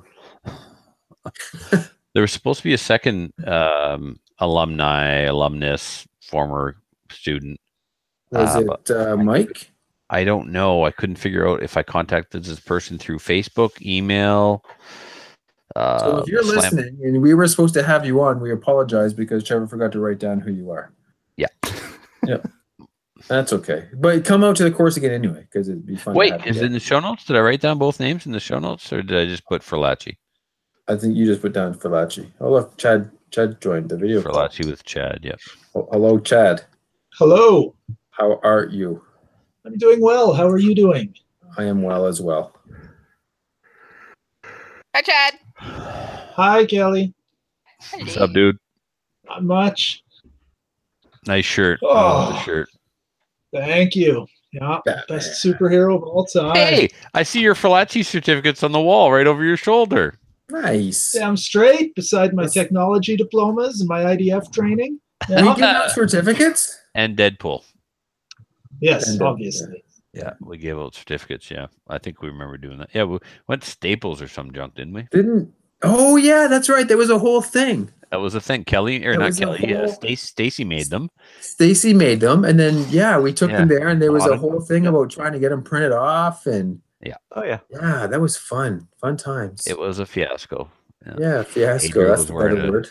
Yeah. Adriel was wearing his Hello Kitty furry costume. Well, as he normally does when we're there visiting. Of course. Yeah. With the tail and the ears and everything. Yep. Yeah. So you're supposed to wear the tail on the back, though. Matthew, you can start anytime so we can stop this stupidity. All right, there you go. That'd be great. All right, joining us now for the main topic is Chad. Welcome to the show, Chad. Hi, thank you very much. You're welcome very much. We're going to talk about the Ferlacci course this evening because we're coming back out to Alberta to shoot some more handguns, and it's going to be fun. We thought you'd come on and tell us all about it. What do we do there? Shoot guns. I think we shot some guns. We shoot some guns. So have you been to both of the courses that we put on out there so far? Yeah, I took the fundamentals, I think you called it, and the beyond fundamentals the next day there as well. Right. It was just last year, right? Correct. Yeah. Yeah. Cool. Well, Trevor, where do you want to start? You want to start with talking about what we do at the course and then and go from there? Yeah, we could describe the course. You could take us through our curriculum, what we teach on both days, and then we could ask Chad, what he signed up, what his overall experience was, what he learned, what the value, that sort of thing. Sure. So we start off with, we're doing 2-day course again, like we normally do. And we're very experienced in this so far. This is like we started doing. Yes. So day one is sort of a fundamentals course, and basically Trevor and I walk you through from the ground up as if you know nothing. We start from scratch, and we go through safety rules. We go through just your basic, how do you shoot a handgun accurately, and we start off with the students just kind of, you do your own thing, just shoot 10 rounds of this paper at this distance, and just kind of show us what you got, kind of thing. And then we put that target away, and then we start with what we do, and we start right from the feet and go right up to the top of the head, and just we place feet where they're supposed to be, right to the end of the sight. Yep. And work on grip and sight picture and all kinds of fun stuff. We do ball and dummy drills. We do a bunch of dry firing. We shoot some real bullets, and we teach what we like to call the fundamentals. The basic things that you need to know to do well, to handle, control, and be accurate with your firearm. And believe it or not, it's more difficult than you think. And it's not just point the gun at the thing and pull the thing and make the thing go down and hit the other thing. It's the thing. Shooting a handgun, of the 3 disciplines of shooting handguns, rifle, pistol, and handgun, it's my opinion that shooting a handgun properly and accurately is the most challenging of the 3. Yeah, I think a lot of people in the industry will agree with that sentiment, Matthew. So, okay. What about day 2, Matthew? We've taught them how to, grip, stand, aim, press triggers, be accurate, be even a little fast. What kind of things we start to work on speed a little bit on day 1, at the end of day 1 a little bit too, but then day 2 we ramp it up a little bit more. We're not talking about just being able to shoot accurately, standing still in a box, pointing down range. Now we're going to start moving a little bit. We're going to move forward, move backwards, start shooting with some more speed. And the emphasis is to not only shoot accurately, but to shoot quicklier. I believe quicklier is the correct word there. We try and teach you accuracy at speed. Yeah. And what other fundamentals of shooting a pistol do we teach them? Because there's not just shooting, not just moving. I don't remember. We teach them how to get ammo into the gun, how to keep Oh the gun running. Yes, that's right. And we even touch on some malfunctions and stuff too, as we have time. But yeah, feeding the gun. So loads, what type of reloads do you do? A tactical reload, an administrative reload, speed reload, reload with retention, all kinds of fun stuff there. And this sort of the day two is more skills that are transferable to shooting games, to 3-gun, IPSC, IDPA, that sort of thing. So not only is it good fundamental just pistol shooting skills that a person should have, but also it will help improve your game as well. Yeah, and day two, if you don't know the stuff from day one, you will be behind the 8 ball in day two, because we build on the skills taught in day one. It's like you can't learn to divide until you've learned to multiply, sort of thing. Right. You don't put the roof up until the walls are on the foundation. Yeah. And even if you think that you're an experienced shooter and go, well, I don't need to learn the fundamentals again, I would encourage you to come out and learn the fundamentals again with us anyway, because we may have something that you haven't heard before, or we may have another spin on an idea. Our training techniques are always evolving. We don't just teach the same old thing year after year. As we learn new things, we incorporate it into the class. And so even if you took the course last year, you may want to take it again this year, because there may be something new there that you may pick up. And not only that, it's just a really good refresher. Every single time I've taken a class, whether it's been a basics class or a more advanced class, even the basics classes, I've always come out of it never feeling like I've wasted my time. I've always learned something, and it's been a refresher of some sort. Somehow I've picked up something and it's made me a better shooter. Yeah, even just some extra trigger time with someone who's watching you and watching for those bad habits that might creep in is really important. So yeah, I know that like when people say like, I don't really need to practice the fundamentals, they probably aren't good at the fundamentals and haven't gone to a training class before. Because I remember myself thinking that same thing, thinking like, I don't need the basics. It's like, no, you need that. You do. And you know what? Matthew thought the same thing before his IPSC black badge. Matthew had been shooting a pistol for a long time, and he came with his black badge going, oh, wow. Yeah. I done learned me some shooting there today. Oh, yeah. Yep. Absolutely. Now, I'm probably an A-class shooter, knocking on maybe master for IPSC. The 2 guys I beat this weekend were master shooters. Last time I was classified, I was a C class. I'm pretty sure I'm not a C class anymore. And a C cup though, right? Yeah, definitely. You're a dick. I'm definitely planning on taking a fundamentals class with. I'm actually. Oh, this is I guess I'm announcing here for the first time. I'm in talks with Ben Stager to come to Restigouche in October to do his 2-day class. And nice. So, very cool. Yeah. A fundamentals class with Ben Stager? Yes, please. Yeah. Regardless of what I think I know. Yeah, exactly. It doesn't matter that like you said, Trevor, you're an even better shooter than I am. And you saying that, yes, I want another fundamentals class. That's showing that you're a shooter that wants to continue to improve. Yeah. Somebody who says, I know the fundamentals, I don't need to learn that again. Yeah. That tells me you're not really interested in improvement. You think you already know everything you need to know. I probably don't want to teach you anyway. Exactly. Yeah. You can watch me all day, Matthew, and you may or may not catch something that I'm doing. As soon as Ben watches me, he's catching something. He's gonna. Because he's, in 2017, as Adriel said, he won everything. Yeah. He went to the Canadian Nationals and he beat everyone, including all the open shooters except for one, with a production gun. Yeah. Now dial that back to our scale. You're out there with your buddy shooting pistols, thinking that you guys are doing everything great. Well, you guys are just feeding off each other. Come on out to the class, and Trevor and I will be able to point out some things that you can improve on. And we're not going to be, we don't want you to come out so we can tell you that what you're doing is wrong. We want you to come out so we can help you become a better shooter. And we really do have fun doing it. Yeah. Do we have fun doing it, Chad, or are we really mean and like? Oh, jerks. you guys were taskmasters, and I had to drink my sorrows away after the first class. No, it was a lot of fun. Yeah, but why did you it have to was drag good. me with you? Matthew ended up doing all the teaching the next day. I really did. So yeah, let's turn it over to Chad. Chad, you took day 1 and day 2. First of all, what prompted you to sign up for our class? Sure. I mean, I've been a listener of your guys' podcast for a while. I've been shooting handgun I've had my handguns for over 10 years. But it was kind of just a range toy. I go pop some holes in some paper once in a while, get bored, and say, I don't really like this very much. This is boring. This is stupid. Fast forward about 8 years, I started shooting 3-gun, and definitely quickly noticed that my pistol was terrible.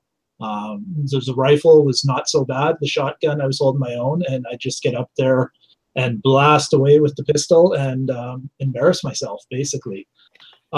So I did take a course with a private coach here in Alberta that spring, and he definitely sped some things up for me, gave me some things to practice, to work on. But then I heard you guys talking about the course, and Matthew touched on it with taking courses again, even if it's fundamentals, whatever it is, through other things that I've trained in. I'm a firm believer of that as well. So I said, yeah, sign me up. Sounds like a great time. You guys definitely, day 1, we covered the fundamentals. Based on the previous training I had, you showed me some other things to think about, some different things to focus on. We definitely saw some drastic improvement just over day 1. And then day 2, that just accelerated more, coming from that 3-gun background, working on efficient ways to move, quicker ways to reload. Even things at the end of the course, I was able to call my shots even before, as they broke, I go, I know that one's bad. I know I need to be thinking about a second one. And it just accelerated things. Now with my 3-gun competitive, I feel like my pistol is on an equal level to my rifle and my shotgun. And that was kind of my goal for last year. And kudos and hats off to you guys. You guys were a big part of getting me there. As a follow-up to that, I took my black badge course, I believe it was last weekend, and again, covering fundamentals, doing some of that same stuff, but there was no surprises for me there. You guys had anything that I saw there, I was like, yeah, I know this. I've seen some guys talk about this, and in some cases, I know a better way to think about this or execute it than what's being explained to me at this point in time. And that's sort of the idea behind the black badge, is you're supposed to show up having already or knowing how to shoot your gun already. Most people treat a black badge course like a pistol class to teach you how to shoot a pistol, but it's really not. It's to teach you how to shoot IPSC with a pistol. So knowing already how to shoot a handgun is, that's going to make the black badge class go that much better for you. That's really good. I didn't know you did that. That's awesome. Good job. Yeah, thank you. So Chad, put you on the spot here a little bit. So far, the class is very slow to fill up, and frankly, at jeopardy of not happening. We don't have enough people signed up right now to cover our flights to get out there. So, yeah, what do you think the reason may be, and what do you think we could do about that? Is it a bad time of year? It's right after. It's right after Stampede. I don't know if that really matters because we're in another city. Prairie Fire is happening that same weekend. Is that affecting us maybe? What do you think may be causing the lack of enrollment? Well, so for myself, if it was not Prairie Fire weekend, and if I wasn't already signed up for that before you guys announced the course, I would absolutely come take the course again. No questions asked. Wouldn't even be a thought in my mind. So for me, that Prairie Fire is the issue, but I also know, out of that course we took last time, I don't think there was many 3-gunners there at all. So maybe there's other factors at play, but for myself personally, and to anybody that's on the fence thinking about it, I would say absolutely go. I would 100% be there if I hadn't already enrolled and signed and, made travel arrangements, hotels and everything else for Prairie Fire. I would be at this course immediately. Well, that's very encouraging. I guess I'd like to remind people that although the class will make you a better practical competitor as far as IDPA, IPSC, or 3-gun, it's not just about that, right?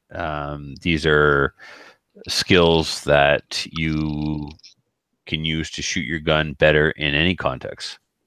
It's not come out. We don't sell it as an IPSC class. Don't come out and get an unlicensed black badge. That's not what we're doing. So if you just want to improve your accuracy and improve your handgunneling, that's a thing. Yes, I like it.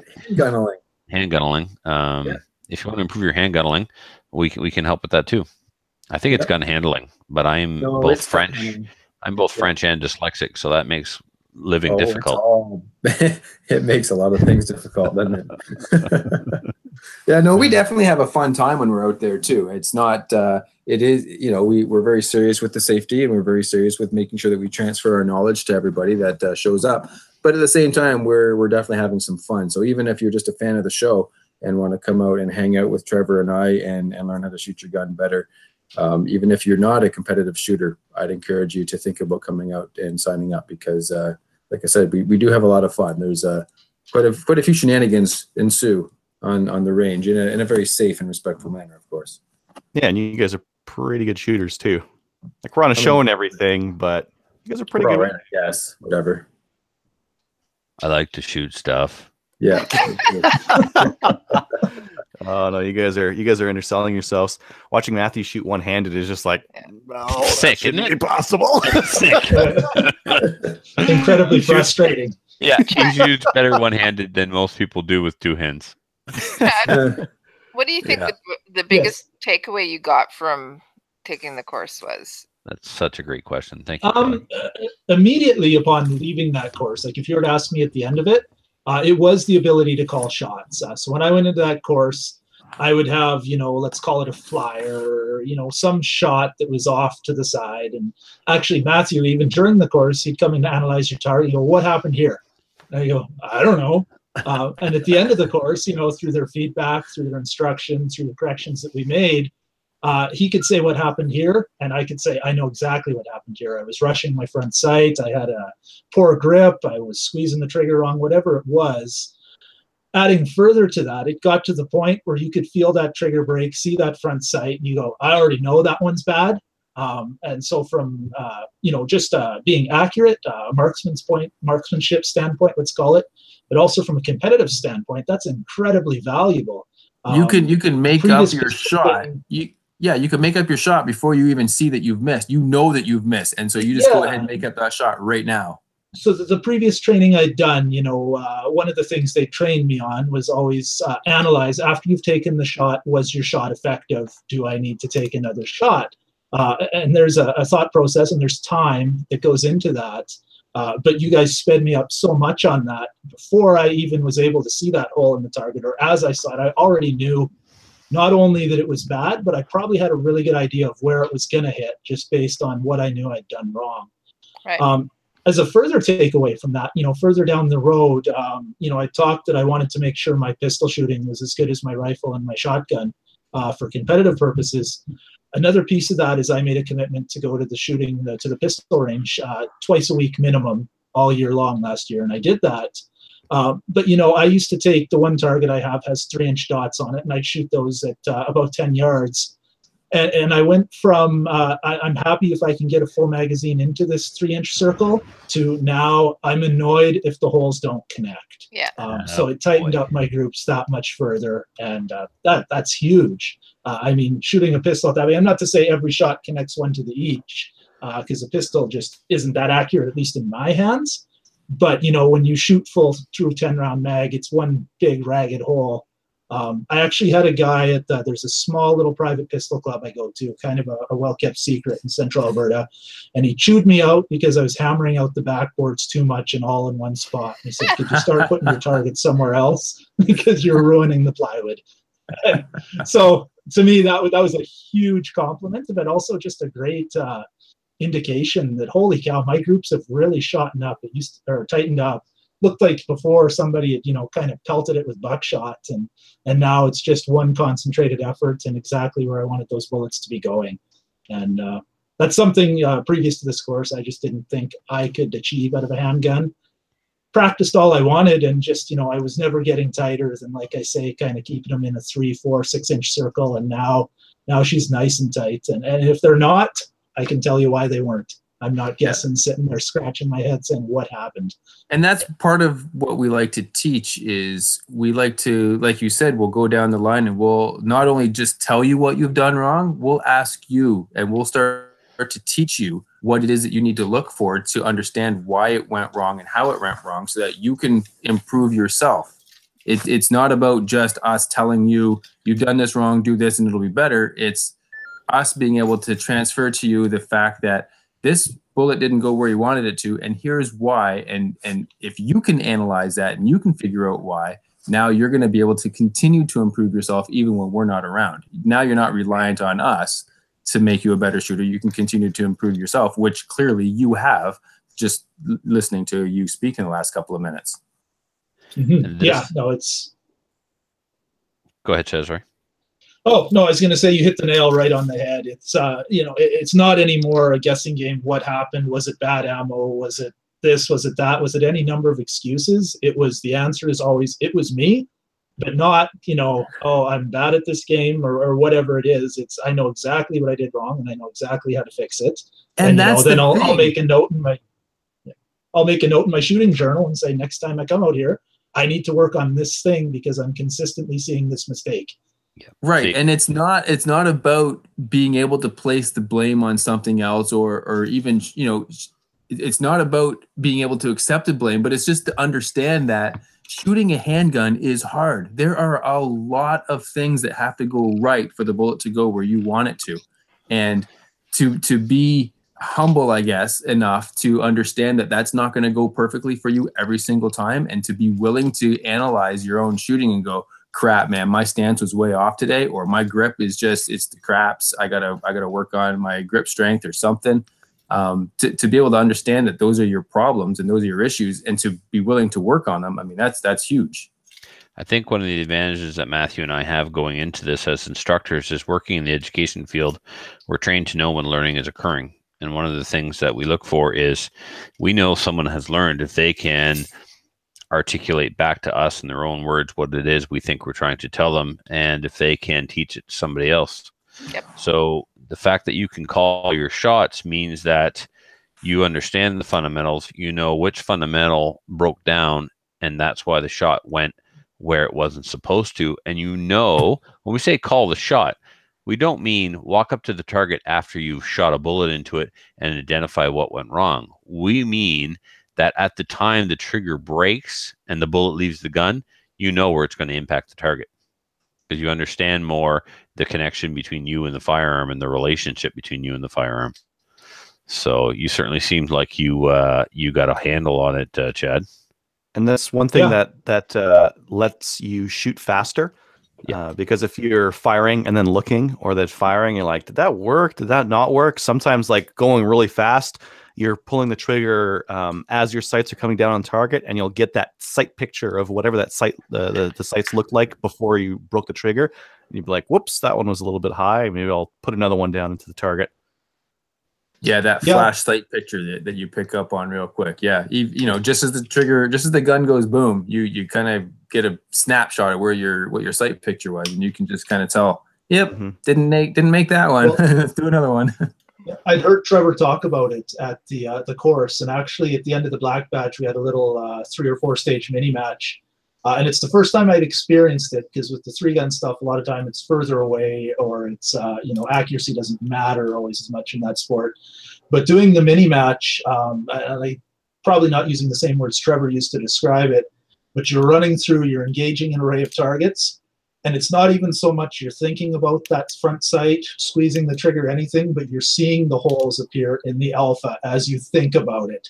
Going like, geez, I don't even feel like I aimed. I don't even feel like I pulled the trigger. And look at that. Look at these alphas appear one after the other. What a cool feeling that was. It becomes second nature. It was the first time I experienced it. Yeah. And it's now wicked, I want to experience it again. Oh, it's amazing. It's almost like things are in slow motion when that's happening. Yep. Yeah. Of course, I often look like I'm in slow motion when I'm shooting. I wasn't going to say. I'm glad you did. Well, we did that video too where I was pretending to be in slow motion. You remember that? That's right. Yes. Yeah. Excellent. Yeah. One of the things that you'd mentioned there is just the ability to train other people. I was at the range on Saturday. And I was shooting at the Pistol Bay, and some guys were out there who hadn't shot a lot, and I showed them a couple of things. One of them being the ball and dummy drill. The one guy was like, "Yeah, I'm not getting that accurate," and I'm like, "Oh, let me see your gun for a second. I want to show you something." And then distracted him, didn't load it, and I'm like, "Okay, here's your gun. Pop a shot into this square over there," and watched him push it down into the left. And it's like, "Hey, that's what's going on. Now you can see what you're doing. Here's a couple things that you can do to try to work on it, right?" And it should be like an exponential effect, right? You guys train some people; those people can now at least perform like basic training to their friends and family. They'll know when they see a flinch. They'll know when they see a bad grip. They're able to help out with that. They're able to draw a line on their thumbs where they shouldn't be, and favorite, get some better shooters out there. Because pistol shooting is hard, and a lot of guys out there, I think they just buy a pistol. They get a membership to a range. They go shoot it every once in a while, and they're like, "Boy, pistols suck." This is dumb. I hate this. It's not like Hollywood at all. Yeah. Nope. Yeah. Learn a few fundamentals, though, it becomes fun real fast. The other thing about taking a class is you're shooting under someone else's conditions, and it's not like they are setting you up for failure, but they're setting you up to see a couple of hard truths that you often don't see yourself in practice, because we like to protect our ego and we like to be good at stuff. So we do the things that we're comfortable at, and we do the things that we're good at. Many shooters never practice prone, never practice weak hand or strong hand, because it sucks and you don't shoot as accurately. And so it's hard on the ego. So as a result, you avoid doing it. We see lots of people who have never taken a class show up to a black badge or our class, and all of a sudden things aren't working for them. But things always work in practice. We even see guns start to show their breaking point because they've never pushed themselves or their gun that far before. They've never put that many rounds through the gun in practice before. They show up with 1911s without any oil in them, stuff like that. So that's something else to keep in mind when considering taking a class is you're going to be shooting under somebody else's conditions and terms, not your own, and you may have your eyes opened.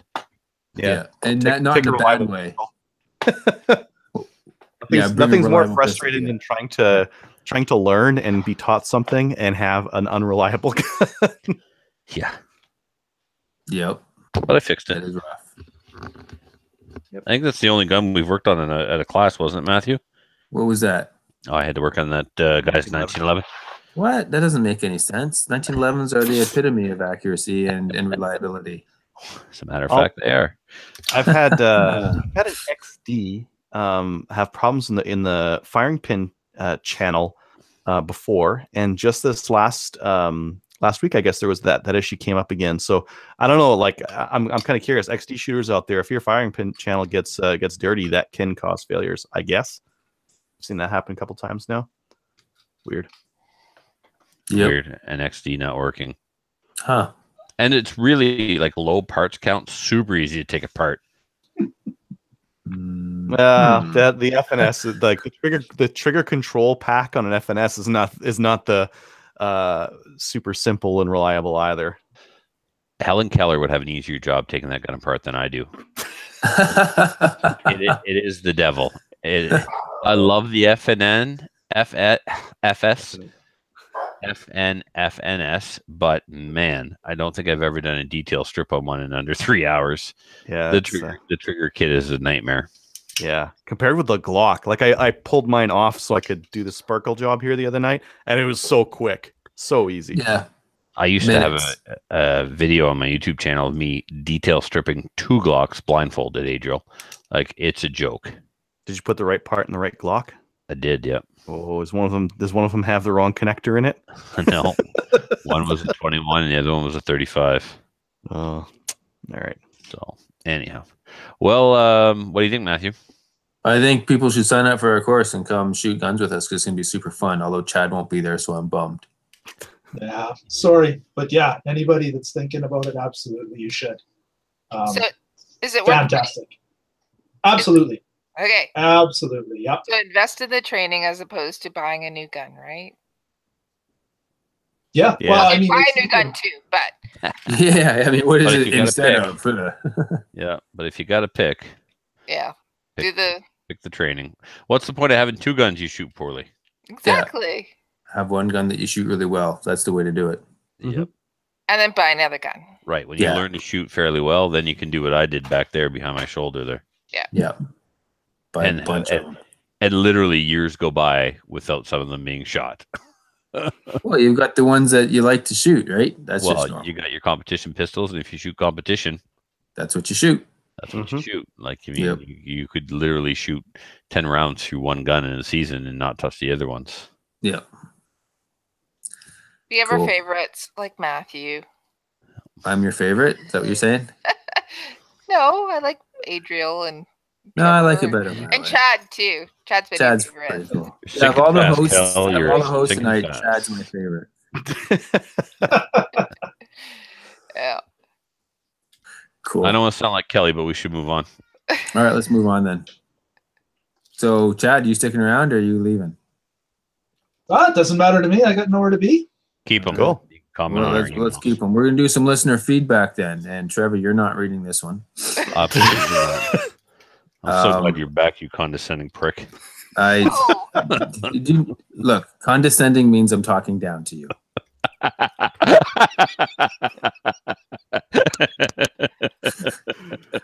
So, I missed you so much. all right, mute your mic while you laugh. This first email is from Spencer, and he writes, "Hi guys, I'm finally catching up on my podcast backlog, and I thought I'd send a quick email.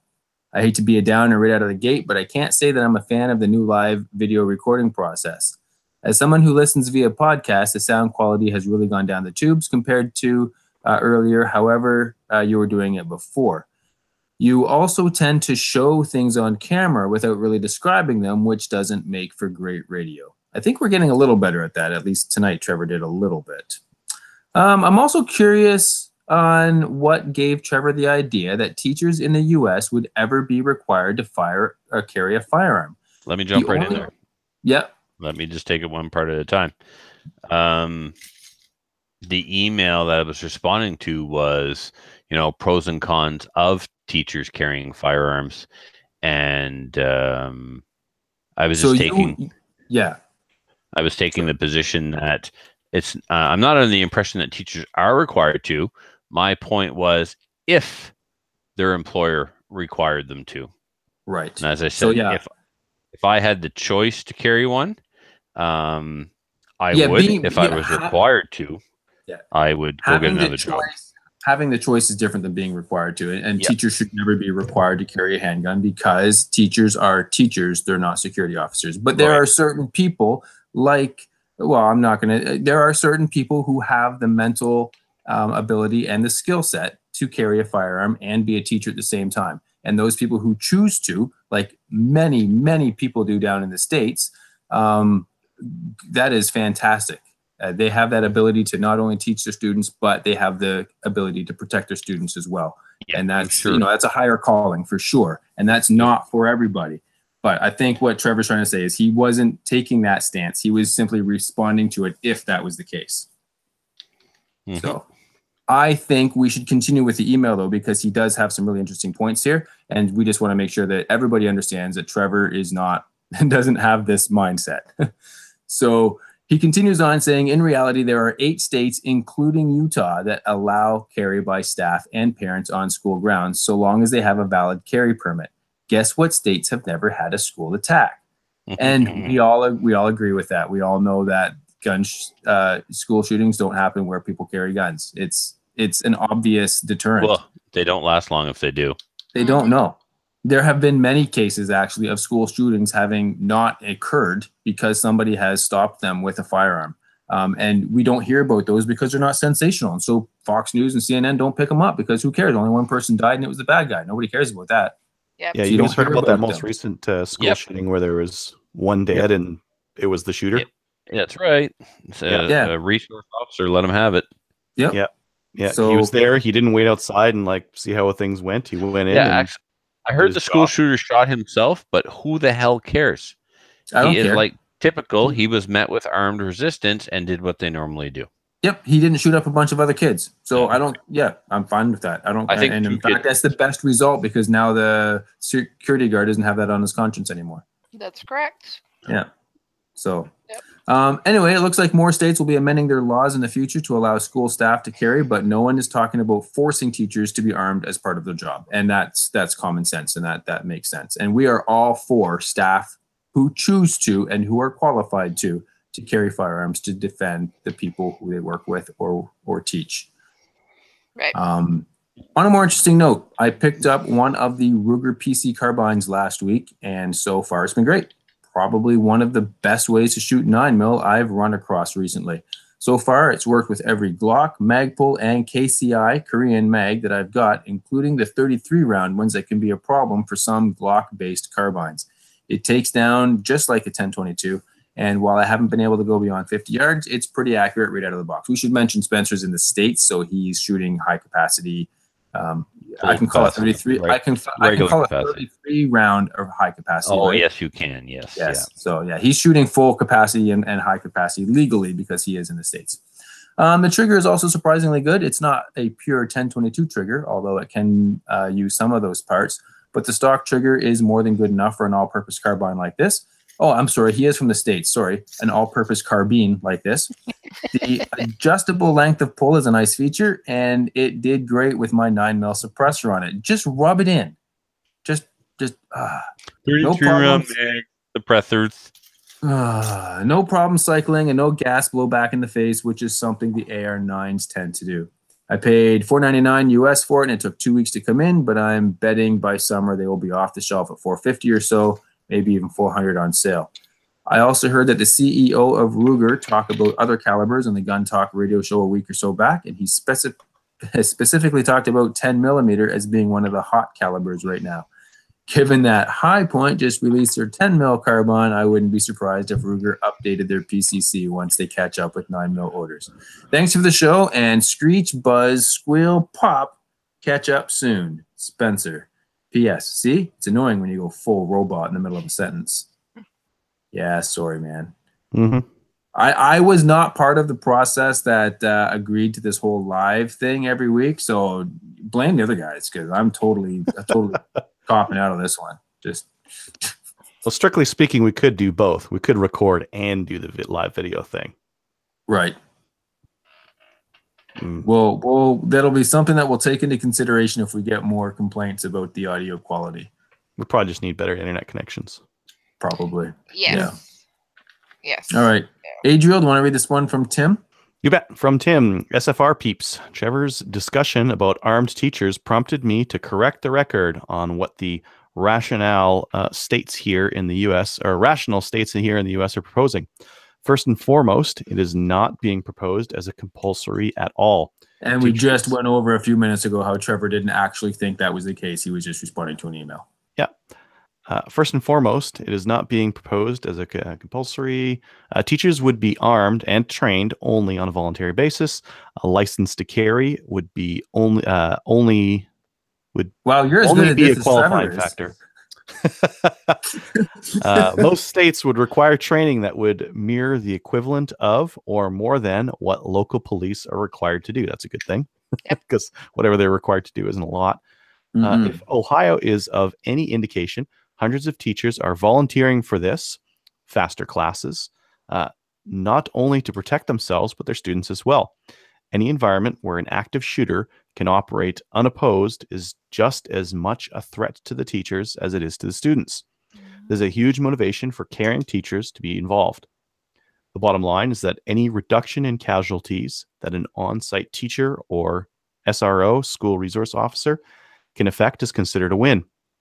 The reality is that even if an innocent is accidentally wounded or killed by a teacher or SRO, the consequences of not having one there may be many times worse due to the contact and response times of local law enforcement. This reality was emphasized by Ed Monk in his active shooter threat and reaction lecture at the Rangemaster Tactical Conference in Little Rock, Arkansas this past weekend. I've attached one of his slides covering this. These teachers know damn good and well what they're getting into, but They don't want to have happened what happened in Florida or Sandy Hook or Columbine happen to them. And thank God they feel that way. Rant over, and thanks for listening, Tim. God bless Texas. Thank you, Tim. We pretty much agree with everything you say here. Yep. I believe. I believe. Yeah. Yep. Cool. All right, we got an iTunes review. Kelly, you want to read? You want to read an iTunes review? Sure. Okay, so it's an iTunes review from Raj Soon. It's a 5-star rating. It said, "Great podcast." The review is, "Just recently you talked about how nice it would be if hunters would speak up when the government introduced gun legislation," which they just did. "I understand this and I agree, but how many of you guys spoke up about shooters, us shooters, when British Columbia banned the grizzly bear hunt? Hunters and shooters need to stand together as a hunter and a shooter. Need to stand together as a hunter and a shooter. I stand with you and I stand with the hunters." All right. Yep, we all need to stick together for sure. When did I see? I haven't been here for what? British Columbia banned grizzly bear hunting. Yeah, a couple of months ago, CCFR was at least supporting posts on their page about that. Are the grizzly bear numbers down? I think it was more of a theological banning than a practical one. Because typically when like the resource officers will just give fewer tags. Like when you give this to Fish and Wildlife, they manage the resource. They give tags according to how many they have. We don't strictly need like provincial or municipal governments banning these kinds of things because they're already handled well. Whenever you see the government taking these extra steps, usually it's because they don't like hunting. They don't like the idea of people hunting grizzly bears. Well, grizzly bear, if there's too many grizzly bears, people will die. Yeah, well, the grizzly bears will die, right? I mean, if you get a bubble in population, too many of them. Yeah, then they eat all the food and they run out of food, and then you have rather than a sustainable population, you have these dips and valleys of population booms and then busts. Yeah, there's a reason why we're allowed to hunt the species we're allowed to hunt. They're either at or beyond their carrying capacity. Now, First Nations won't be affected by this, Matthew. So there'll still be bears being taken. So but I don't know how prominent the grizzly bear hunt was among First Nations peoples out there. I mean, it's not something you hunt for food. A lot of the grizzly bear hunting that was going on in BC would have been through outfitters, and they would have been making lots of money, and the local economy would have been making lots of money. So, no kidding. It's just like hunting lions in Africa. It's not about killing a poor defenseless little lion. It's about stimulating the economy and giving jobs and work to the locals. And managing. And managing the population. I mean, there are so many advantages to hunting that it's not just about killing an animal. You shoot an old bull giraffe, you take a picture with it, and they want to, lynch you. Yeah. Never mind all the permits and the money and the guides that were paid, and the meat went to a village. Yeah. No, but 1,000 people starved to death in that country. That nobody cares. Nobody cares. Nobody Shoot cares. one giraffe, and the internet loses its mind. A bunch of bloody freaking hypocrites. People they don't have their heads screwed on straight. Yeah. All right. Well, if you'd like to, was that your Glock 17 long? Was that the long boy? Yeah, you betcha. Thinking did you put any modifications onto it? Oh, Zev threw up all over this thing. I love it. Those of you listening and not watching, we're talking about Chad's Glock on the video here. Not just any Glock, a 17L. Yeah. Oh, wow. 17L. It's only the third one I've ever seen. Yeah, those are rare. Yeah, you and I saw one at the range one time. Joey had it. Yep. And then there was one in Halifax. Gail Pepin has one, but I've never seen hers. Now his. Well, the reason we don't see very many of them is they're not legal for production in IPSC, and why else would you shoot one? Well, exactly. If you don't have your thing will fall off. Yeah, it's terrible. Yeah. All right. So if you want to leave a review and start a random rabbit hole discussion like Raj Buddy did, Yep. So go ahead and go to iTunes. Sorry about the fact you have to do that, but leave a 5-star rating. We have 165 5 stars so far. That's pretty cool. And leave a review, and we'll read it and we'll discuss it. So thank you very much to those who have. And shout outs. Jay Hines for the Magpul stock and grip to help me finish my SLR. My SLR is sitting on the floor, all stuck together. The parts all laid out where they should be. The scope and everything. Just waiting impatiently for my upper and lower to arrive. Yep, cool. Adriel, anybody? Just got the clicking going on in their audio. Yeah. Anybody here? That? A fan? It's gotta be Chad. Spencer's gonna just lose his mind. Yep. Spencer's gonna lose his mind. Hi, Spencer. I have a shout out. I have a shout out for Greg May and Tommy Hangry. I just wanted to say thank you guys very much. They have been helping with the youth program for Project Maple Seed. So a special thanks to them. Cool. Yeah. And Brian has a shout out to Rod Giltaka. Thanks for the kind words, sir. That should have been taken out. Too bad. That's awesome. There it is. Yeah, he's going to Well, thank him Brian, again. if you don't update the show notes, your stuff gets read. I'm just saying. Hey, Matthew. Hi. Do you have a shout out? Because you're no longer on there. You just got totally taken off there. Mm-hmm. I don't. No, it's. See, I wanted to skip past it and then come back and rant about the fact that my name wasn't there. Yeah, she's good like that. Thoughtful How about you stuff. call the people who checked in on you while you were away? Oh yeah, There's sure. like 3 of them, right? Shout out to everybody who's contacted me and congratulated on the baby and sent their well wishes and support and whatnot. All the cute little baby outfits that have come my way. We've even got some camouflage for her. It's it's been the support's amazing. You guys are all awesome, and looking forward to introducing her to all of you at the range. Yay. Charity shoot. The charity shoot, yeah. Cool. So she'll be big enough to go to the range by then. Get some little ear protectors for her. She won't be too close to guns, but still. And it'll be super cute and all kinds of fun. So yeah, thank you to everybody. Patreon supporters, we have 82 of them, and there's a new Patreon, Mike for 308 and Sean T for 100. Is that the official Sean T? Shantae? Yeah, Shantae. I don't know. That should be 10. It is 10. It's not 100. It's Did I say 100? Yeah, Sean's like crapping himself right now. Holy crap! Did I say 100? I didn't mean 100, guys. I meant 10. Sean, you're good. It's 10, but that's good. Thank you. Yeah, 100 would have been nicer, but 10's good. So Patreon supporters should have received patches in the mail. If you haven't, send us your email or send us an email, and we'll hook you up. You can go to patreon.com/slamfireradio if you want to look into that. So please join one or more of our national firearms associations, such as the CCFR or the CCSA. It's important to support those who support us. Go shoot some IPSC or Maple Seed or come to a Ferlacci class. That'd be cool. You could totally do that. I know where the one's going to be.